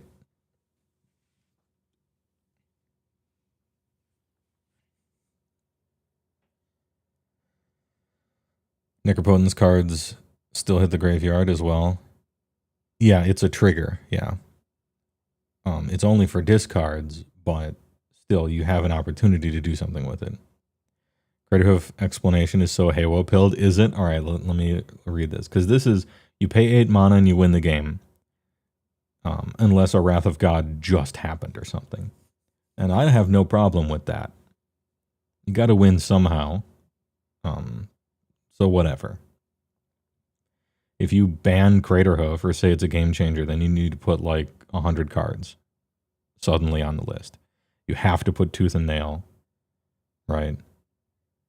You have to put every single Tooth and Nail style effect that gives you 2 guys and lets you win right away, like Defense of the Heart or whatever. So many cards for 8 in Commander simply win you the game, quote unquote, out of nowhere, that it's like whatever. Yeah, Insurrection, that has to be on the list if you're putting Craterhoof on it. Time Stretch, maybe. This is great for when you break the 20 snake threshold, yeah. Guy's Cradle into Finale of Devastation to Craterhoof is one hell of a ride. Dude, it's fun. It's funny. Do you know the context behind the banning of Jeweled Lotus Dockside? I don't know the context beside... I don't know the context behind what made them choose to do that bad decision, but I know everything that happened after it. And it was obviously going to. Yeah, Dockside is a little too good, but I just think Dockside is the type of card that today would be on the Game Changer list. It would not be banned. Jeweled Lotus wouldn't even be on the Game Changer list. It's not good enough of a card. And Monocrypt is probably rightfully banned. But the existence of Sol Ring is a little weird.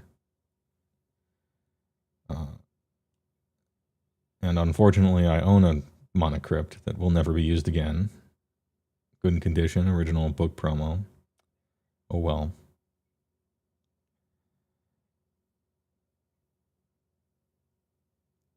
It is certainly true that this card can end games. However, for an 8 mana green creature, it is acceptable to end the game this way. Based.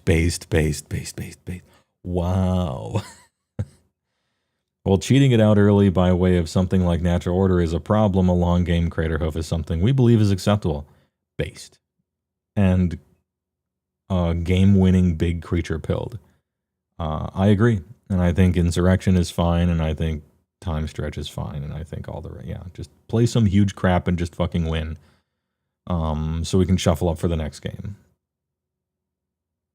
feel like old RC bannings were influenced what cards the RC had stockpiled. I don't know. I never looked into that theory.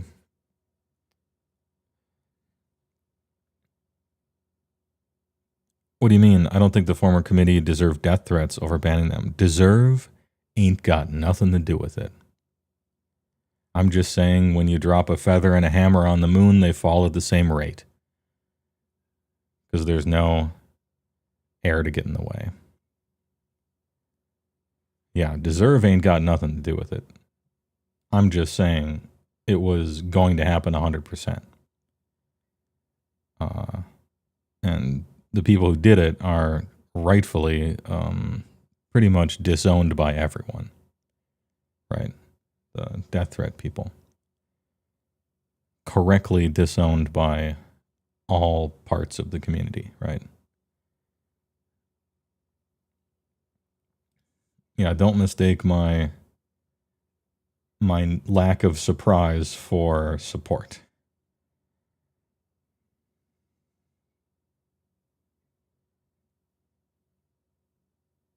Never say no one. You're sure someone deserves it. Hey, okay, man. It's possible someone in a vacuum could deserve a death threat in some way for some reason. Just for completeness sake, sure. Like Double Hitler or John the Actual Devil. Yeah, somebody like that. The Great Hengi. I thought this one might go on the list. I thought I was about to have to bring 6 up from bracket 3. Because I thought the people had spoken and I thought the Great Hengi would be on there. But it marked safe for this time. This one had people on both sides. It can absolutely take over a game and let the player snowball and card advantage, which is the definition of a game changer.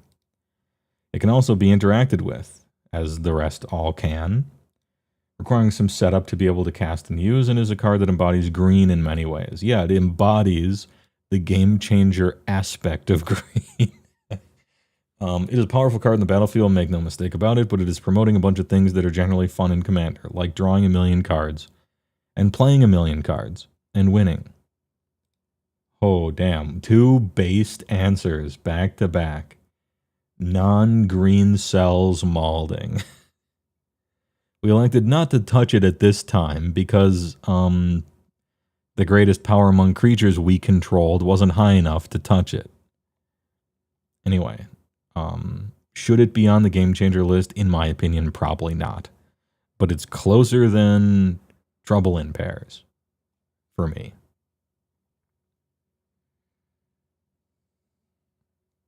It's strong, but Gavin Verhey plays green. Gavin Verde. Think about it. The truth is out there. You know?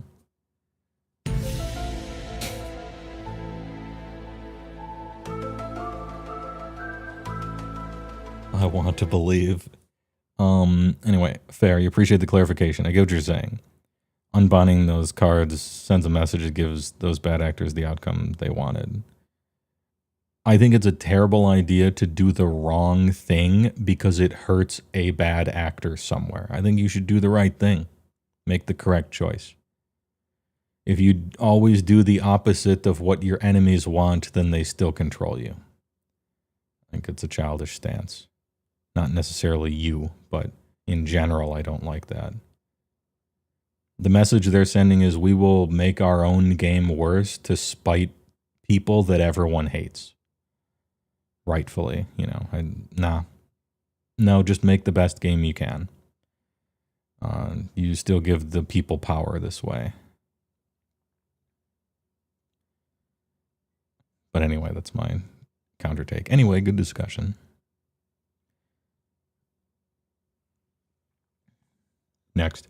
Green Sun, Zenith, Court of Calling, and Finale of Death. Hey, we just brought these up. It's nice that they're on this list.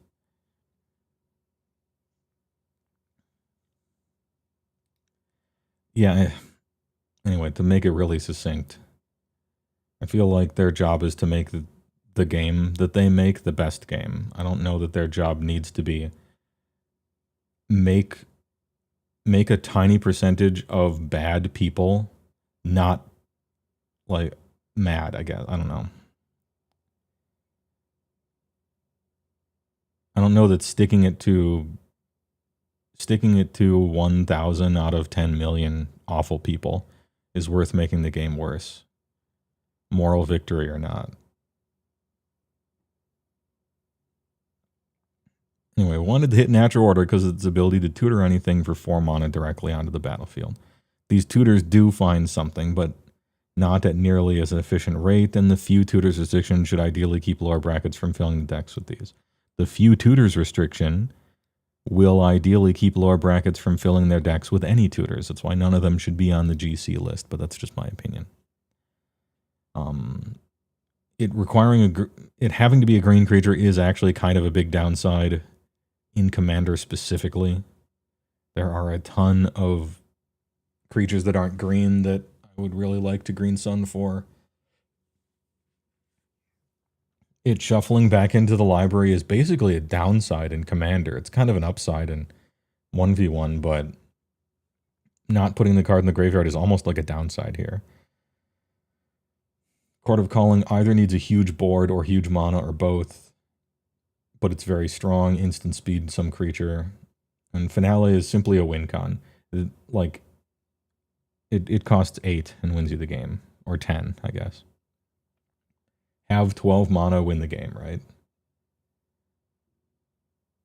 Finaleing for like a 4 mana utility creature on turn 6 feels so awful and feels like such a waste of a finale that I think I agree with keeping it off.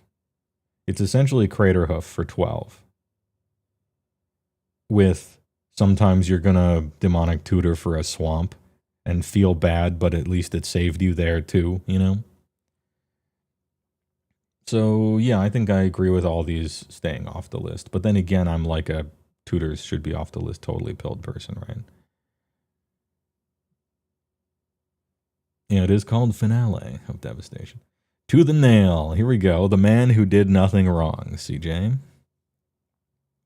Search your library for Mikaeus and Triskelion.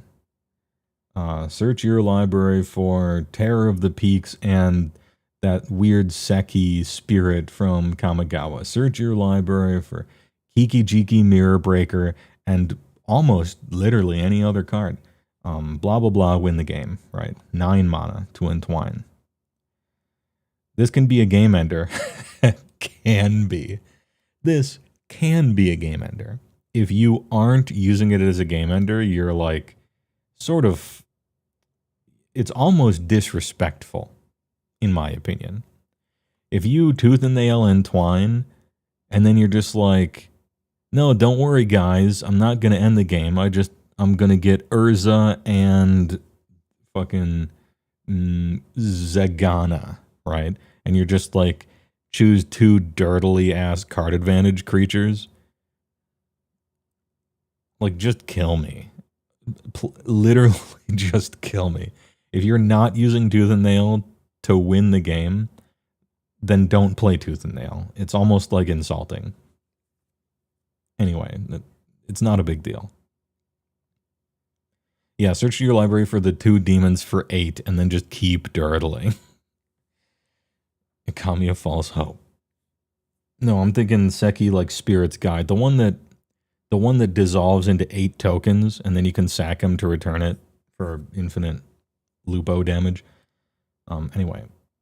Game ender, similar to Craterhoof in terms of cost, often finds Craterhoof. Yeah, I agree. Takes 9 mana to entwine, which is an appropriate way for games to end. I like this. This is great. I love that they keep putting, hey, 8+ mana with a board state. That's an appropriate way for games to end. Quit ya bitchin', right? Especially noting again that there are no infinite combos at bracket 2. You can't even go infinite. I mean, you can play a Craterhoof and an Avenger of Zendikar and kill everyone at the table and overkill all of them by about 100 life each. But it's not technically infinite, so it's completely fine. They just hate the word infinity. They hate infinities, I guess. Real numbers only. Defense of the Heart, which is tooth and nail, except it costs 4 instead of 9. But it has to survive a turn cycle, which is really easy in lower brackets and much more difficult in higher brackets. Setup for this is much more minimal than Tooth, asking an opponent to have 3 creatures. However, it does take a turn to go off, true, creating plenty of moments for counterplay. I mean, hard to make happen early where it's most powerful. Yeah, I don't think the lowest tables can defeat an enchantment. But then again, there's so many... Look, there are already so many enchantments. There's a whole cycle of them. You remember Mortal Kombat, not Game of Chance, but Test of Endurance. There's a whole cycle. I think there's 1.5 cycles of enchantments that win you the game on your upkeep if you have something, right? This is basically that. What's the difference between Defense of the Heart and Test of Endurance? When you have the life total for it. Nothing. You just pass the turn, and if your opponents can't deal, then you win. In that respect, maybe it's fine.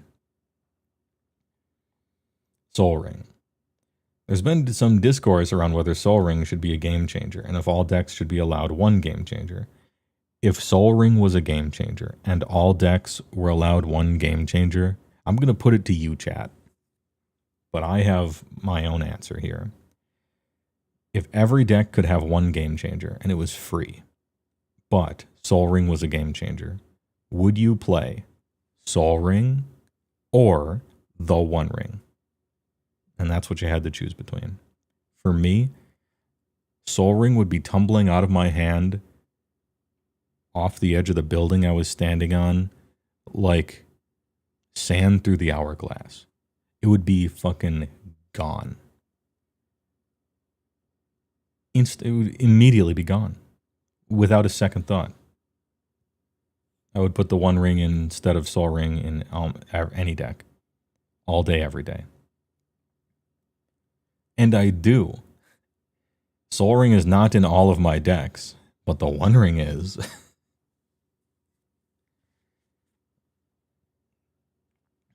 After all, why shouldn't I? Why shouldn't I keep it?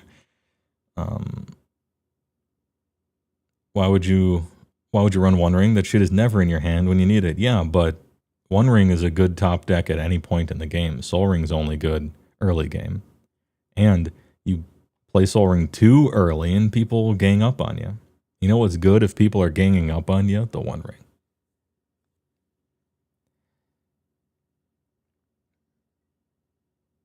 Threw all Soul Rings into the fire just for the taste of that power. Cast it into the flames.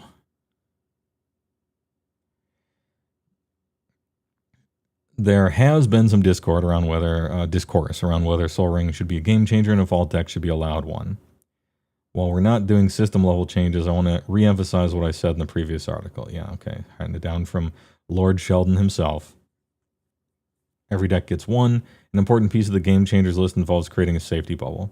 If you don't want to have to play against Rhystic Study, Smothering Tide, or Cyclonic Rift, you have a bracket you can play where they... Yeah. People would throw all their Soul Rings away and just jam Rhystic Study literally into everything, right? You would see 7 million % more Rhystic Studies and Tithes and Rifts and One Rings, and people would just toss their Soul Ring. Just pretend you didn't draw it in your opening hand, but you're still technically running it, right? Like, whatever. Anyway, that's my thoughts on the matter. Also, after the bracket system got announced, I played real games in real life at several game stores over the course of 2 months, collecting data and just seeing how the bracket system worked. I've played against more Rhystic Studies in the past 2 months than in the past 6 years in Commander combined. The bracket system and making Rhystic Study a game changer has given people a license and an excuse to play Rhystic Study in all of their bracket 3 games that would never have played it before. So bracket system good, and also there's a little bit of bad depending on how you feel about that. until someone plays a lot of Proliferate, then your 12 bird encounters put you on a 3-turn clock. First of all, that's funny. You can't even be mad if that happens. It's just funny. It's one of those funny, silly things that happens in Commander. And also, killing yourself by drawing cards is what my decks try to do anyway, so I'm in. Your meme is now in DMs. All right, let's check. I don't want to play with you anymore. Yeah, just dropping the Soul Ring. How much more is there today? We want to give the brackets and the updated list of game changers time to soak it in and settle. While we do anticipate making nudges to the game changers list in the future, a massive addition like you've seen today is not something we generally want to do. Our goal today is to expand upon what was laid out and see what the community's response is. We want to just let those sit for a while. Let them set. You shouldn't expect anything until sometime after MagicCon Las Vegas, June 2022. In the meantime, we'd like to use the remainder of this year to focus on writing and crystallizing Commander brackets in the Game Changer philosophy, listen and build out the bracket system further with some eventual small tweaks, and return to regular, more typical communications with all of you. If you're wondering about future bans and unbans, there will be no more announced this calendar year, as stated in today's announcement, just so we're clear. To keep up regular touch points with all of you, touch points, get this office buzzword out of here. Anyway, you work in an office, it's fine. We're going to be reinstating the quarterly check-ins that the former Commander Rules Committee used to do. Sometimes they'll be short. Sometimes they'll be a little lengthier. But I think it's a great thing to do for communication and keeping you all informed of what we're working on. So given all of that, you can expect the next update in late June or early July. We'll let you know about any tweaks and other updates. In summary, it's a long article, yeah, but I already just read it, so we're fine. There's a Commander banned and restricted announcement, which I'll get to now because it looked like they were about to talk about that here. Okay. Article number 2. This one probably much shorter, but there will be discussion right after a word because I'm parched and I could do for a drink. Stand up. Stretch your legs out if you're at work. You can more thoroughly pretend that you're working right after this announcement.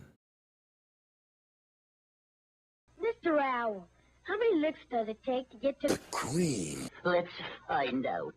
Let your fingers do the walking. I'm Mr. Buckets. Toss your balls on my top. I'm Mr. Buckets. What do you get when you press on a can of Noxema? Great balls of comfort. You get I can't believe I ate that whole thing. Oh, where have I heard that before? Unjustifiably in a position that I'd rather not be in. I'm calling paramedics and your family, Mr. Miller. You can make this creamy cheese sauce in seconds with American cheese and Cream. mushroom Lipton cup of soup. And you thought cup of soup just made soup. Oh, yeah. Cream in the World Wrestling Federation. And there is More real meat. You'll be glad we made him taste better. And so will he.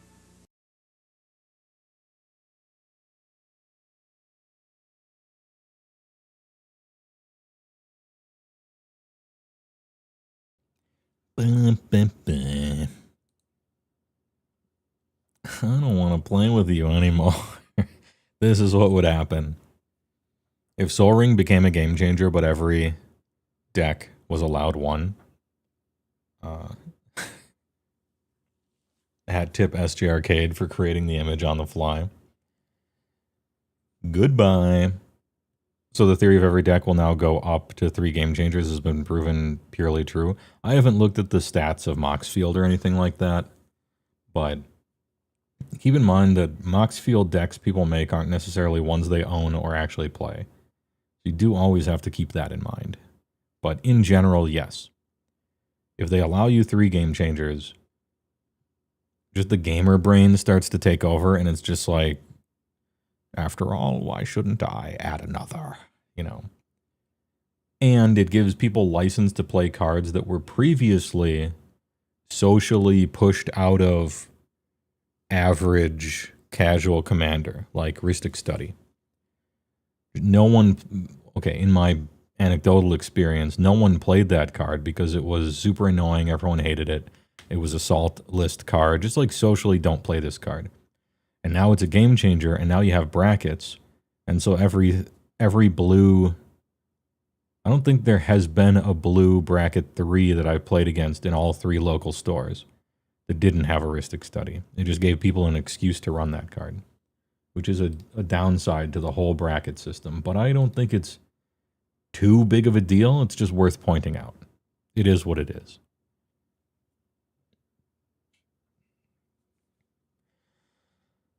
Do you think study needs to be banned? Yes. Yeah, I've long thought that.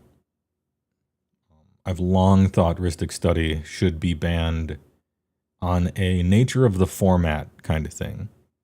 That's too many opponents to all have to make decisions about not giving you 20 cards for free. In the lower tables, it should be banned because of play pattern, salt, annoyance. Everyone hates it. And in the higher tables, it should be banned because of trade secrets-esque kind of stuff. They just didn't intend on the Rhystic effect having more than one opponent, and it fucks with it. And it essentially dominates the entirety of CEDH. And I know you're not supposed to make changes with CEDH in mind, but Rhystic Study is the one card that I would for sure ban 5 years ago. And also ban it 4 years ago. And every year I think about it and I'm like, yeah, I would still ban it, even today. Smothering Tithe maybe too, not sure. That one's closer. The thing with Smothering Tithe is it's impossible to pay for, so there isn't really a decision there, like there is with Rhystic. So the theory of every deck will go, can confirm your collection is very small. A vast majority of your decks are now built with cards you own. Kind of shocked it wasn't. I wouldn't say I'm shocked, but I could see them going one way or the other. It's clear now that they'll probably never ban. This was their opportunity to do so, and I would have personally. But then maybe I'd get death threats. But it would be for doing the right thing, as I see it. So hey, get shit on. Unbanned. I want to look at the cards with the pictures, right? So we'll scroll past it for a second. Hello, this is Gavin Verhey. On behalf of the Commander Format panel, we have said we would do an evaluation of the format's ban list ever since the panel was announced last year. We've now finished the evaluation of that list, and today we are unbanning 5 cards. For those using brackets to define your decks, it should be noted the cards being unbanned will immediately move to the Game Changers list. And if you're interested in more talk about brackets, you can check out today's update to those. When it came to reviewing the ban list and unbanning cards, I felt the cards we unbanned should meet some or all of these criterion. Cards that have some fond memories associated with them. Okay. I laughed at this. You might be laughing at this. This is correct. Commander's a casual format. God damn it. It's time we start acting like it. True. Fond memories associated with them. Absolutely true. I don't know why they would ever unban braids if number 1 is printed here, but we'll see about it. We'll see about it. Cards that can contribute to positive play patterns, enjoyable decks, and/or splashy moments. Oh, I just assumed they would be unbanning braids, but maybe they're not. Maybe they're just not. Considering she does not qualify for either of the first 2. Cards that don't create runaway games or negative play patterns. Okay, sort of the inverse of this, but runaway games is a new descriptor.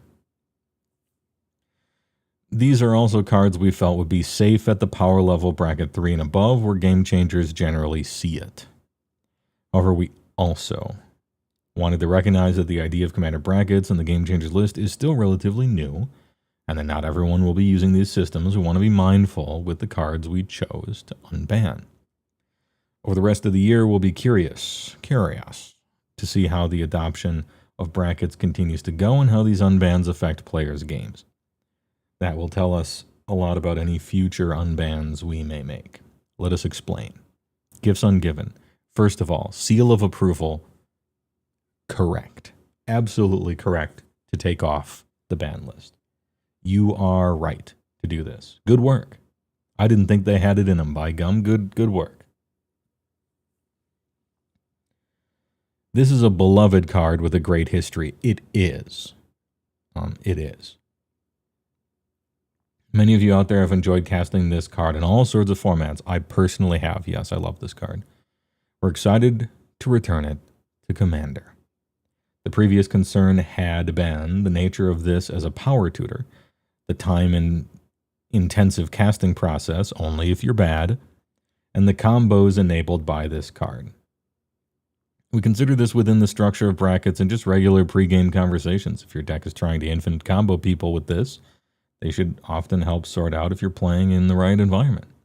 On the other hand, a fair Gifts Ungiven is very fun, akin to fact or fiction and the politics and interplay between players it can create. Agree. Yep. Yeah, great work. You love to see it.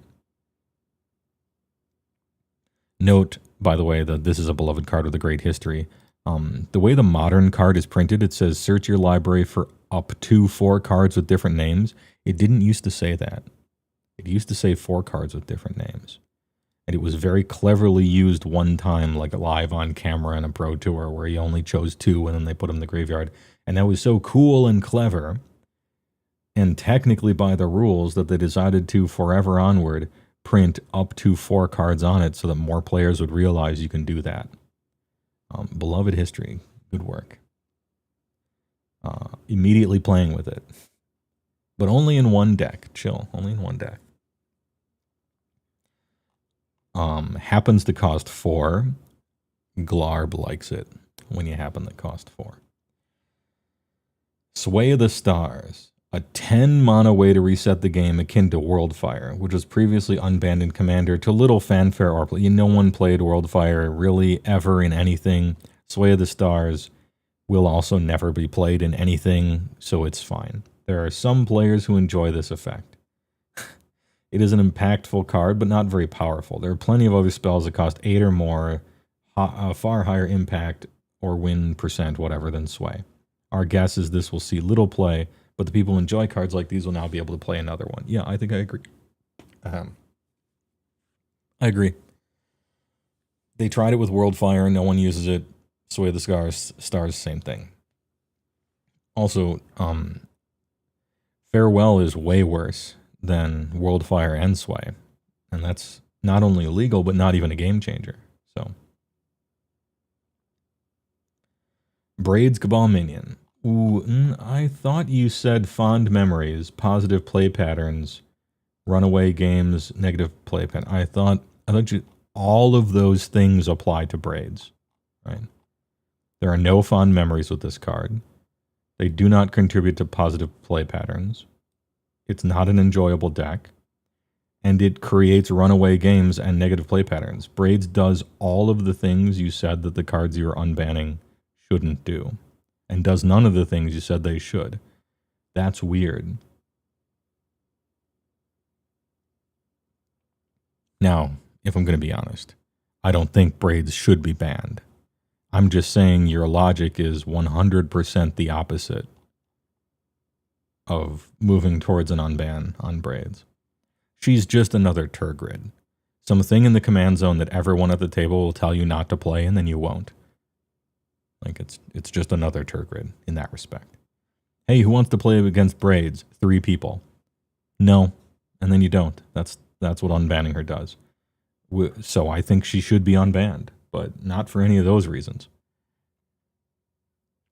This card is a beloved character. I don't think so, but okay. And a card many are nostalgic for. There are dozens of them worldwide. When played as one of your 99 cards or later in the game, it's totally reasonable with an appropriate impact on the game. I hate this card. The most frustrating Braids games are when it's put out extremely quickly and people feel locked under it. All Braids games are miserable, but okay. However, as little as a single removal spell can really set the entire plan back, as commander decks have become more efficient, more targeted removal spells, and players have gotten better at identifying commanders they don't want to play against, having pregame conversations, so that gives us confidence to bring back Braids. A lot has changed since Braids was banned in 2009. Jesus. We mostly believe people will know that they're signing up for with a game with Braids as commander. This sentence right here is why it is correct to unban, by the way. People will know what they're signing up for with the Braids in the command zone. And as a card in the 99, it's just like a bullshit card you'll hate, right? It's just another Grave Pact, right? Coalition Victory. This card engendered a great deal of discussion. A lot of it boils down to how impactful and how much of an auto-include it is. Let me tell you. 102% with a 2% margin of error auto-include rate for 5-color decks with a 5-color commander. How impactful? It wins the game unless anyone has a response of any sort, which they may. One Swords to Plowshares stops it. One Strip Mine stops it. A counter spell stops it, right? But it does win the game for 8. However, winning the game for 8 mana at sorcery speed is apparently fine, because Crater Hoof is fine, and Insurrection is fine, and Tooth and Nail is fine, and all the rest. So yeah, Coalition Victory should be unbanned, I agree. People will be sick of Coalition Victory. Set your clocks 1 week from now. Everyone will be fucking sick of Coalition Victory wins. But hey, gotta win somehow. It's not the most satisfying end to a game. Well, that's a matter of personal preference. I think it's very satisfying. And it does begin to become an auto-include for many decks. It will. Is that an appropriate card to exist? However, it can be easily interacted with. Yeah. Anything at instant speed. Yeah, single removal spell in response. You also need to untap with your commander and 8 mana. Many expensive spells do the same thing, like in the game. Yeah, that was all the things that I could come up with. For those engaging with commander brackets, it is within the time frame of where we expect an I win combo to fall, which is turn 8 or whatever.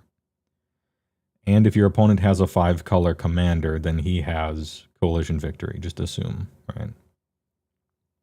Panoptic Mirror, I didn't think they would do it, but they did it. The absolute legends. Panoptic Mirror. I, personally, have been a Panoptic Mirror enjoyer since it was originally printed back in Dark Steel. Yeah, Dark Steel All-Star. The promise of using a cool spell turn after turn is so fun. That's still true today. A value mirror is a blast. There are 2 problems with it. One, if you imprint an extra turn spell, you win. Game's over immediately. Second is imprinting something extremely repetitive, such as a board sweeper, so that the game cannot move forward.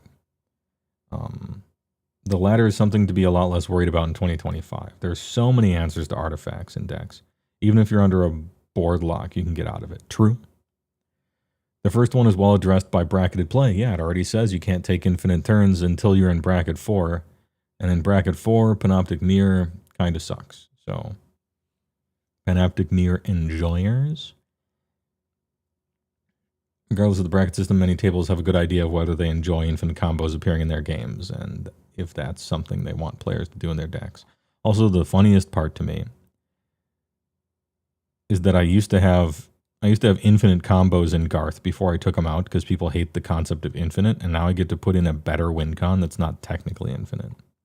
Not technically infinite. You have to love it. Anyway, it does take a full turn and a large mana investment, and 3 other players get their entire turns to deal with it. Yeah. They can kill it before you untap, in response to the ability, in response to the imprint, in response to casting it, or after the ability resolves and your opponent is down a card. Yeah, they can do a lot. These cards have not been legal in Commander for a long time. And a lot has changed in both Magic and Commander since. We are not opposed to banning them again at some point in the future, but I just don't see it. However, these feel in line with our expectations. No Primeval Titan, they made the right choice there. No Golos, they made the right choice twice. I was starting to feel concerned that they might have lost their minds. But they kept it under control. There's so many other I win if I untap with this cards in 2025. There were so many I win if I untap with this cards when Panoptic Mirror was printed in Darksteel. You know? Test of Endurance was an old card when Darksteel was printed. And it wins you the game if your life total is a certain value on your upkeep. It's the same thing. Mortal Kombat, same thing, 20 creatures in your graveyard. There were a bunch of cards like enchantments that just say you win the game on your upkeep if, right? I don't see any functional difference in those cards and Panoptic Mirror, really, power level wise. So, yeah, completely agree. On Dockside Extortionist, Jeweled Lotus, and Monocrypt, we would be plugging our ears if we did not acknowledge the elephants in the room when it comes to this series of unbans. Many players out there probably immediately scrolled down this long article as quick as they could to discover the fates of these cards. I have no illusions about Monocrypt. That card's staying banned forever. Jeweled Lotus, no reason to stay banned. Dockside, once Dockside is already banned, I think it's harder to become unbanned than it is to ban. So, really the only card is Jeweled Lotus to me.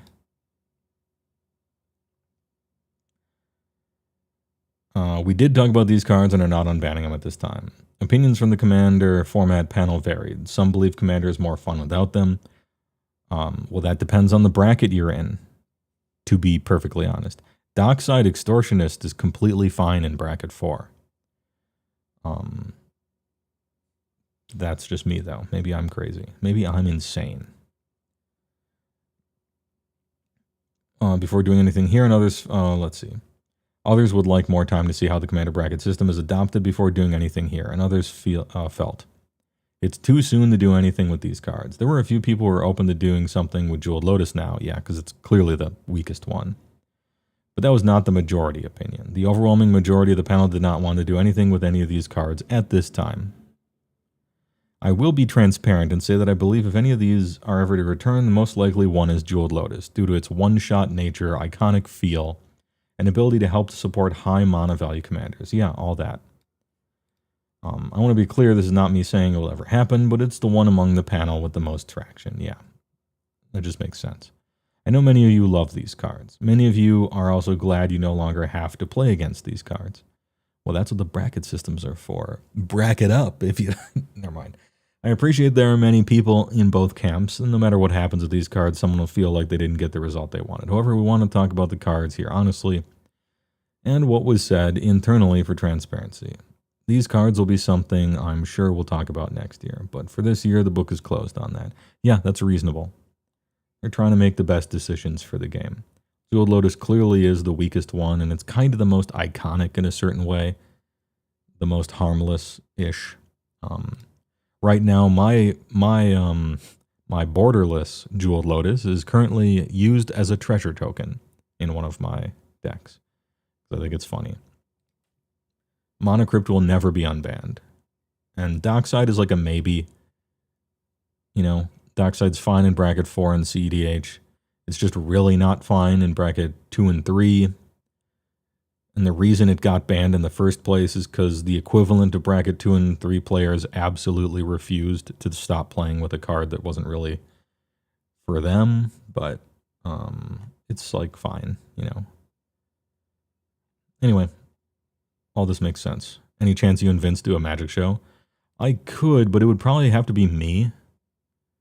It would probably be like me doing a magic show and then having him on it. His audience, for whatever reason, doesn't like magic. They get annoyed when, maybe it's a playful annoyance. I'm not sure. His audience, at least in the comments sometimes, is like, oh, another magic reference. I don't know what their problem is, but maybe I'm too magic pilled to not like it.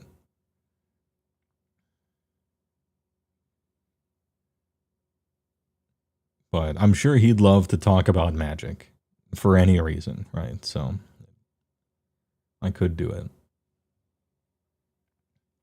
Your boy Golos still suffering for the sins of the masses. Yeah, the problem with Golos is that he was the best commander. You take every commander underneath the top 100, and all of them are worse than Golos, no matter the color combinations. Even monocolor, Golos is better than the top 100 commanders of any colors. If you get below that, Golos is best. Golos is better. And he just became the commander everyone was using. He destroyed Atraxa in percent, right? And I had a Golos deck too, and I loved it. But they made the right choice.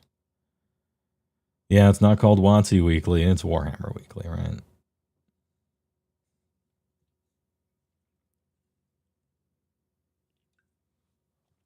Ahem.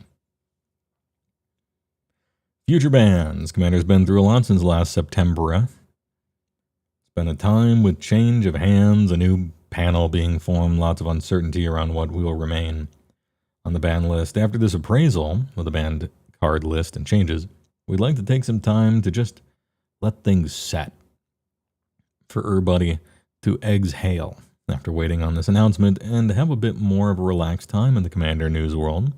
Additionally, we'd love to give more time for the Commander bracket system to develop, which will help inform how much moving cards off the ban list and onto the Game Changers list does for how often and where those cards show up. So we are committing no further changes to the ban list for the rest of this year. Starting next year, we can touch the ban list again and at more regular intervals. So not just one ban window a year, but we want to hold off for the rest of this year. The only exception will be what I'm calling the Nadu contingency. I was about to just mention this. What if they print some absurd horse shit? Which is if a new or unbanned card begins to become generally reviled. Good word.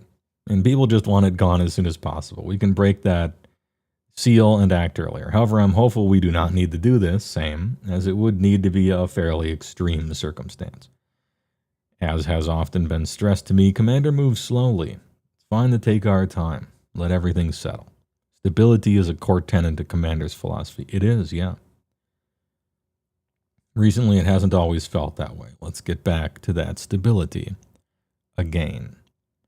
If you're interested in a review of the cards, this has been Gavin Verde on behalf of the entire Commander format panel. We got a list of all the other banned cards. Yeah, the Nadu contingency sounds like a Jason Bourne movie. Anyway, what did they do? They unbanned Braids, which I think is, we'll go through them. Gifts Ungiven, entirely correct. Great change. Sway of the Stars, entirely correct because it will have no effect whatsoever. And so why should it muddle up the ban list by being on there? Braids. Yeah, I don't see a reason for her to be banned. She should be off the ban list. And when you see her as the commander, everyone can tell you they don't want to play with you, just like Turgrid. Hiding her in the 99 will be annoying sometimes, but not ban-worthy. Just annoying. Worth noting that all of the reasons they gave to unban cards, Braids satisfied none of them. But it's still correct to unban her. And Coalition Victory, I agree. Everyone will hate it in 1 week and complain about it, but I agree. And I'm putting it in my deck. In fact, I bought a Coalition Victory from TCG Player 2 months ago. I bought one early because I knew that it would get unbanned. Well, I guessed that it would be unbanned, and I didn't want to eat the price hike that would inevitably happen to it. I also bought some foil ones because the price hike will be seen harder on those foils, and I will be proceeding to sell them in probably 2 days. You got to spend money to make money. Panoptic Near, correct choice. Yep, that's good.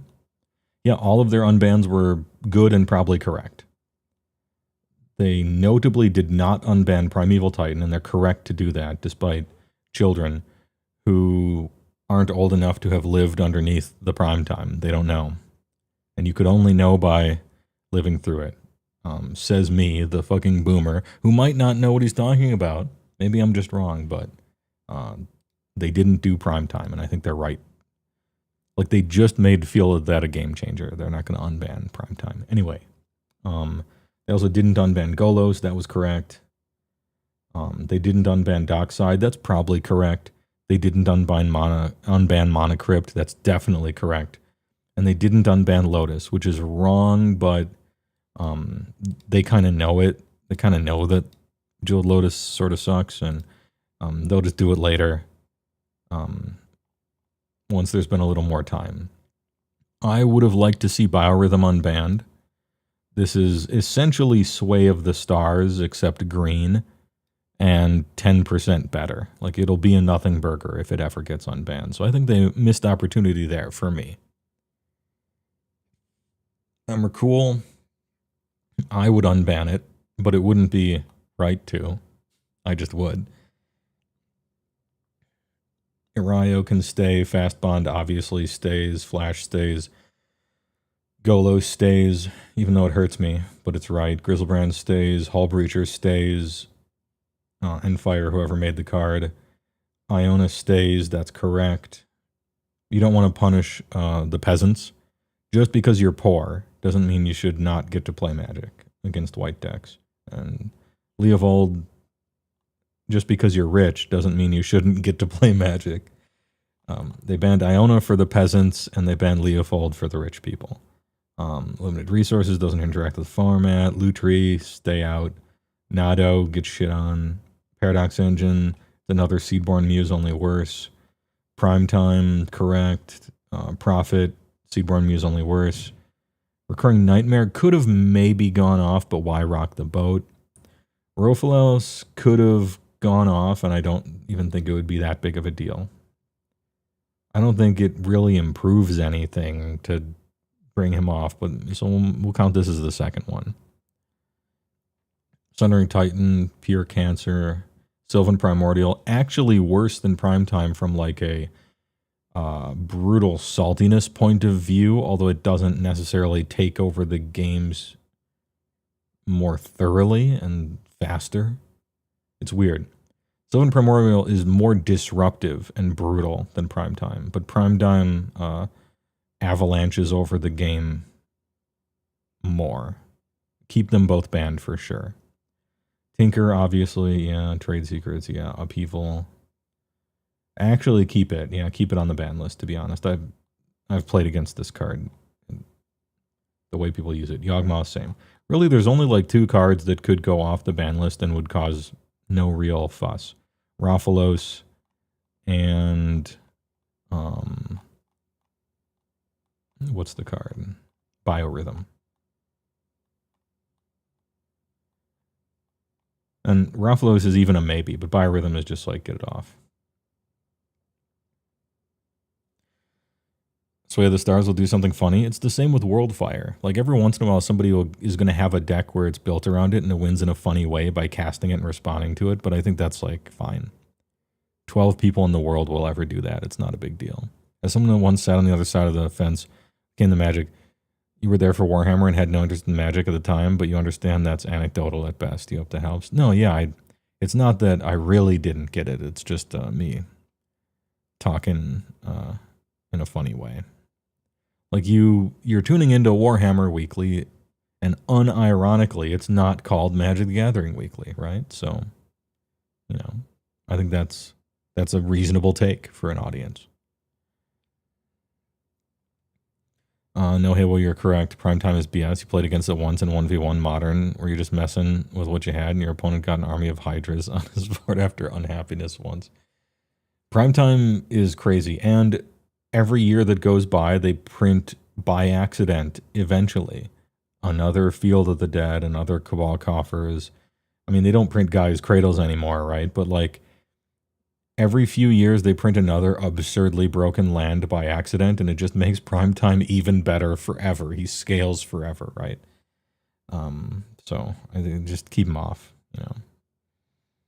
Yeah, Mysterized Village, brand new. That card is so good. Mysterized Village. And you look at the cycle that Mysterized Village is a part of, every other card in that cycle is embarrassingly bad. And then you have Mysterized Village, fucking legacy card. It's so good. It's already going in a deck. Sylvan Primordial is better than Primetime, honestly. Better is it's hard to say better, but for sure it's more disruptive. It immediately changes things. Primetime you have to untap. Sylvan Primordial changes the game instantly when it enters. So I'll put it that way. Unban Prophet of Krufix, God no. The best card for you. For one person. Does Growing Rights count as Gaia's Cradle? No. It counts as Gaia's Cradle at home. It requires you to jump through 3 flaming hoops while spinning a basketball on your head to eventually get a Gaia's Cradle. And Gaia's Cradle is so good that it's actually worth jumping through those stupid hoops to do.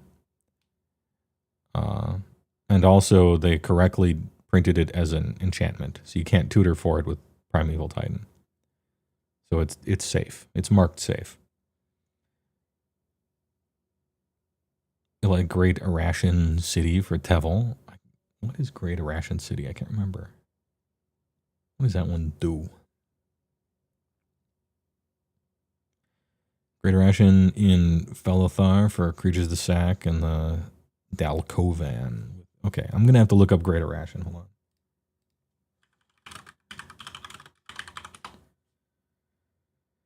What does this thing do? This land enters tapped unless you control forest or plains. Pay 2, tap. Exile a creature card from your graveyard. Create a 1/1 spirit creature token. This is like standard level card. It has to be from your graveyard, right? You have to exile your own creature. And you get a spirit token. And the spirit token doesn't even fly. You guys may be using this card. I don't mean the shit on it. Seems terrible. Also, it's a color shifted version of a what was it? It's a color shifted version of a blue-white Dissension land, if I recall correctly, from original Ravnica that did the same thing. It's a way to get Leaves Grave triggers directly from the mana base. I mean, you can do that with good cards, though, like Volrath Stronghold. I mean, yeah, it does do that. I'm just saying it's not on the level of, it's not, I don't think it's in, like, the same conversation with, the next spell you cast is Uncounterable of Eddie's Sword for 1.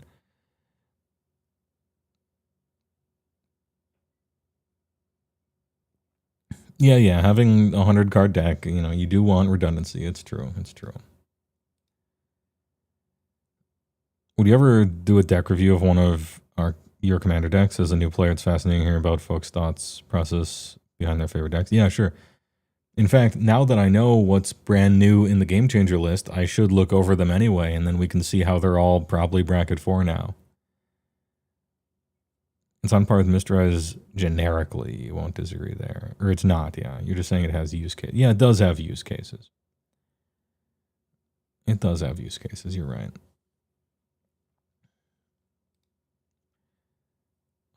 So, I own 4 commander decks in real life. This is what they are. Garth Unlimited Boomerworks. I have a list way down here. Coalition Victory was already chilling here, just waiting to be added to the main deck, so it will be as of today. This was in the maybe pile in case they made a mistake. They didn't. And they just printed a brand new, or they will soon print a brand new Ulvenwald Hydra. His name is Gladiolus Amicidia from Final Fantasy 15. He's a big, stupid idiot that searches for a land and puts it on the battlefield tapped, which is what Ulvenwald Hydra does. And so they gave me another one of him, so I'm putting him in. Are any cards in here suddenly game changers? They didn't touch Entomb. I thought they might. They put Gamble on the list, but not Entomb. They put Gamble on the list, and that card sucks. They put Crop Rotate, and Entomb seems to me to be a very Crop Rotate style card. And they put Worldly Tutor on. I'm surprised Entomb didn't get hit, now that I look at it.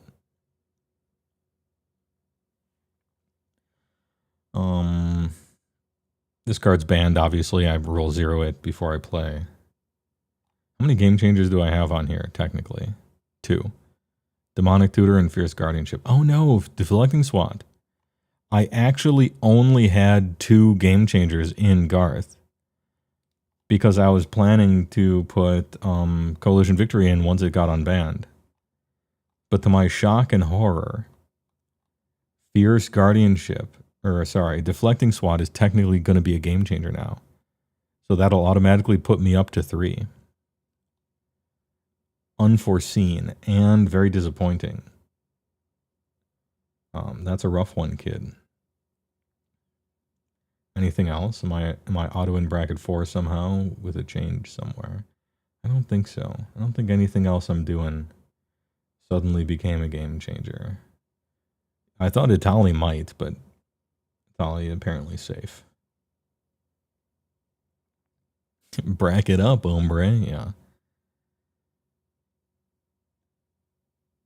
Thoughts on if Grizzlebrand should ever come off? No. Those are my full thoughts on it. Grizzlebrand should never come off the ban list. Same thing with Yawgmoth's Bargain. Yawgmoth's Bargain has been on the list forever. It was printed 1,000,000 years ago. Draw 7 cards or pay 1 life to draw a card is just, if you're only paying 1 life per card repeatably, then you can't be unbanned. I think you're just off. Grizzlebrand was a design mistake. I disagree. It was perfectly fine. It's just not for Commander. Grizzlebrand is plenty of fun for the whole family in 1v1 Commander. Some people like to win big, and he's fun to cheat into play. I like Grizzlebrand plenty. Just not for Commander, that's all. A brand new card, Transcendent Dragon, super sick. Anyway, so Garth goes from bracket 3 to bracket 3, but now I'm gonna have to make a hard choice between Coalition Victory and Demonic Tutor. Because one of the themes of Garth is that I'm playing the full set of these, even though not all of them are great. And I kill people with actual Shivan Dragons. That's the whole point of Garth. Is you get a goofy ass 3-card combo of Haste Effect, Garth, and Flicker Thing to chill with your lands untapped on other people's turns and either loop regrowths or play Shivan Dragons until you kill people with old cards that are funny. And you Chaos Orb stuff and try to win the flip. And randomly play some cards like Cardur or Italy or Atraxa or whatever that are just good with Conjurer's Closet style effects in the meantime.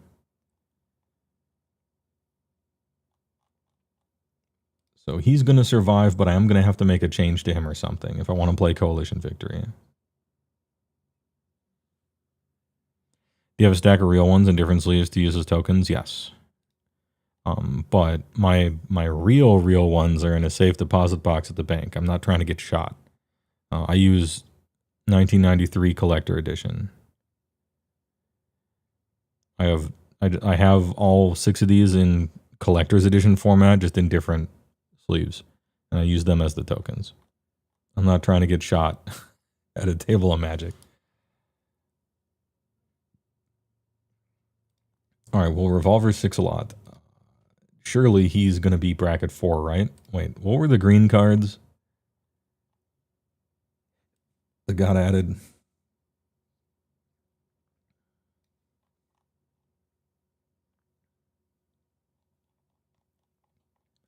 Looking for the list.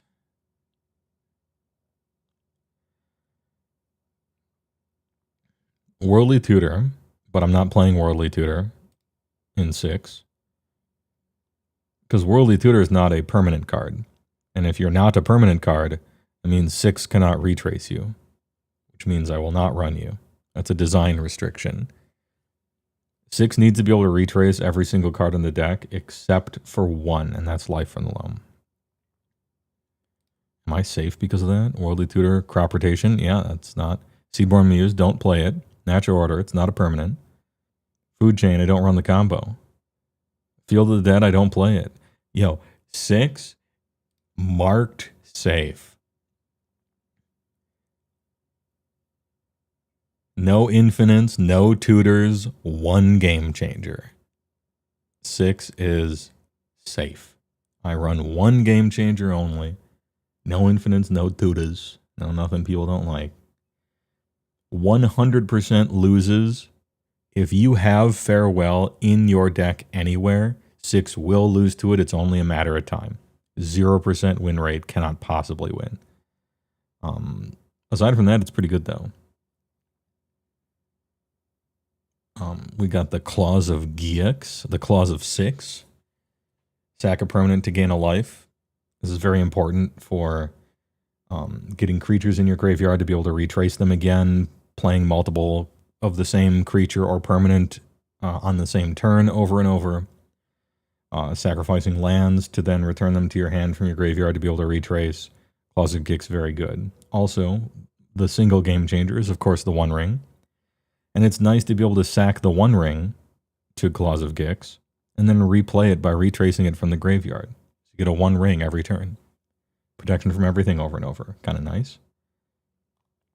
I run 10 cards to let me play a turn 2/6. Endurance is in the deck, technically. Just so I can pretend like I won't lose to Farewell, even though I will.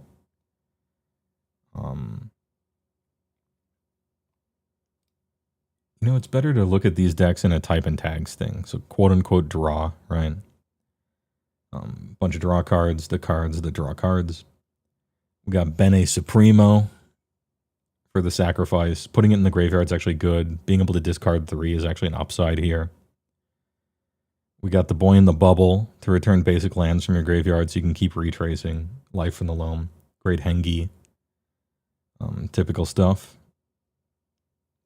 This deck begs to be Chaos Warped. Dude, it's been Chaos Warped once and it worked out very well for me. So next time it probably won't. Then I have Big Dumb. Putting Brawn in the graveyard for trample is very important. Garruk's Uprising for trample is very important. Kura to be able to put lands in our hand. And putting lands in our hand is the same as drawing cards, kinda, in this deck, since you can retrace your graveyard. Casting Apex Devastator over and over is very fun and profitable. Then we have 11 Crucibles and Explorations. The whole point is to get a Crucible and an Exploration out at the same time. And then, even though we're mono green, we're running 1 of every fetch land. So that a fetch land in the graveyard with Azusa and, you know, a Crucible means that we just pay 3 life and put 3 forests out every turn. Kind of nice. 30 basic forests. Boseiju, Shifting Woodland. We own a lot of basic forests here. 6 mana. Emerald Medallion, Lumira, Nature's Will to untap, Nyx Bloom Ancient for triple mana, Virtuous Strength for triple mana. So we have 2 triple mana, 2 untap all lands, Lumira to kind of fill up the graveyard and then put a bunch out, and Emerald Medallion to cast a bunch of green spells on the same turn. Only high impact mana, right? Pretend Like I Can Win. We got Chroma's Memorial. And Nissa Ascended Animist, which is like Craterhoof, only better. Because you play her, and then you can immediately kill her to give everybody a 1/1 for each forest and gain trample, which means you can then immediately retrace her and do it again. So you get to retrace Nissa 2 or 3 times, and it ends up killing everyone usually. Aftermath Analyst, no. I like Lumira because she has Vigilance and Reach and is impossibly big. So Lumira is sometimes a win condition with trample. Good protection for having reach as well. And I'm not trying to sacrifice all my lands in response to a return them all effect. I think I'm too risk averse for that. And so Aftermath Analyst didn't make the cut. And sometimes I think I don't even want Lumra. Kind of depends. I have protection. Ashaya. Now this makes all your creatures into forest lands in addition to their other types. I have her listed under protection because it protects you from Cyclonic Rift. Cyclonic Rift returns all non-land permanents. So if you have an Ashaya out, you're immune to Cyclonic Rift. And so that's why she's in protection. In the same reason why I have Questing Beast in protection. If you have Questing Beast, it means, you know, somebody has the One Ring or an Obscuring Haze or a Fog or a Spore Frog. Sometimes even a Teferi's Protection if your commander is out. This protects you from losing to damage prevention effects. Because I could have 6 on the battlefield and then use Nissa 3 times and one-shot someone with commander damage with if a Questing Beast is out against Teferi's Protection. So that's why it's in the protection. And then various things that allow 6 to swing every turn so we can fill up our second hand and get retrace stuff. Conqueror's Flail to pretend like we aren't going to lose to counter spells. Shadow Spear to gain a little life. And Endurance. The whole reason I'm running Timeless Witness and Eternal Witness is just to retrace them and put Endurance in my hand. And then just hold Endurance in my hand for the whole game to respond to Farewell. I'll still lose, but it's nice to have at least something, right? Anyway, Claws of Gix, as I said before, very good for looping. Cast Ulamog over and over the same turn. Cast Apex Devastator a few times a turn, so on and so forth. 7 removal cards. We have Apex Altasaur. This is just a green Wrath of God for 7. You have him enter and he fights everything until he kills himself. And it's fine because it just puts him right back in the graveyard. You can retrace him back out on the same turn. Cityscape Leveler, Druid of Purification, HeyWoah Might, Classic. And it exiles. You do want an exile effect for certain artifacts or enchantments. Sealum Primordium, brand new Ugin, Eye of the Storms. Once again, we like exile effects. Gaining life and drawing cards is good. And if people attack him and kill him, I don't care. I'll just retrace him from the graveyard again. No big deal. And Ulamog, Ula Swag, the Ceaseless Swagger, for the same reason. And then I have 10 cards that are called Turn 2 Commander. They all cost 1. They all add 1 mana or more. I just want to play 6 on turn 2 so I can start swinging on turn 3 to fill up the old graveyard. He's funny. He's actually very fun to play. I thought maybe I would be taking him apart after Adepticon. But I like him. He's like fun to play in real life. He's also called the $600 man because I traded a Mox Diamond for all of the cards I needed to complete the deck. And so he's the $600 man. We have the technology, but we don't want to spend $1 million, so.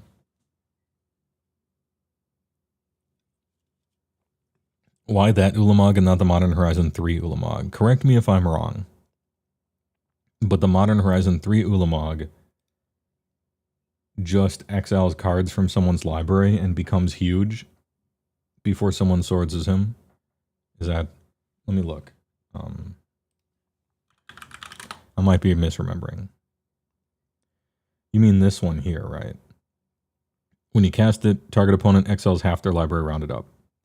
I don't really care about exiling their library. I mean, some combo decks will just lose to that randomly.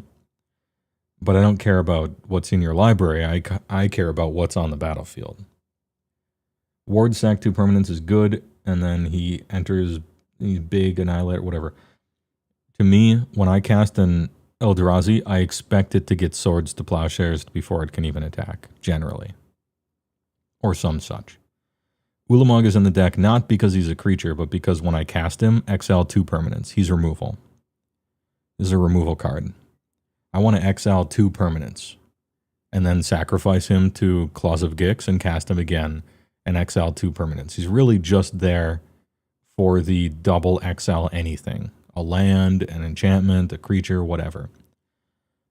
If he ends up actually getting to attack, I'll be kind of like shocked and surprised. I'm like, oh cool, I got to attack with him. He's really just there as removal that happens to be a huge body that's indestructible. I'm here to remove with him, really. You and I play very different Magic. Yeah, I'm not... Sometimes he'll attack. Maybe I have a Chroma's Memorial out or something. But really, he's there to, you know, exile target opponents, like, whatever, problematic permanent that's just about to win them the game or stop me from winning or something like that. And the fact that he's a creature, you know, sometimes I'll attack with him, cool, but it's just like a secondary effect. One ring, yeah, the one ring, get rid of their one ring or something. Get rid of their moat, you know.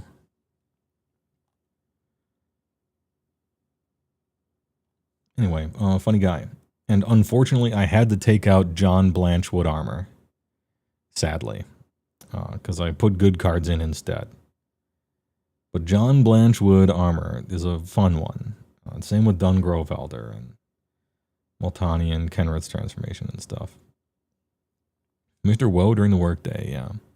Okay, so 6 survives. 6 is fine, and he stays in the bracket he's in.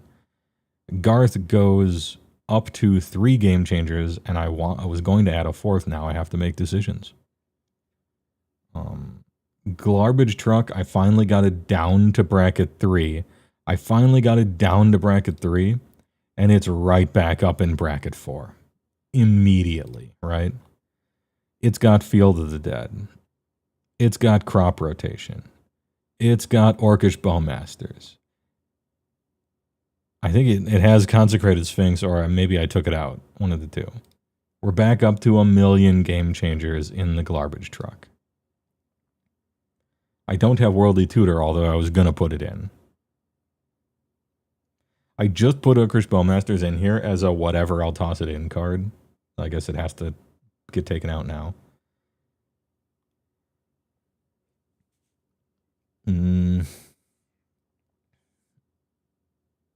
Because the 3 game changers that I can't drop are Imperial Seal, Vampiric, and Demonic. Have to have the 3 best tutors to begin with. Otherwise it won't work. I even went so far as to take out the One Ring from it. I took the One Ring out of Glarb just to put it down in the bracket 3, among others. And now, because of the Field of the Dead deck, it's right back up to bracket 4. The problem I've been having with Glarb, this guy, is that I'm playing it.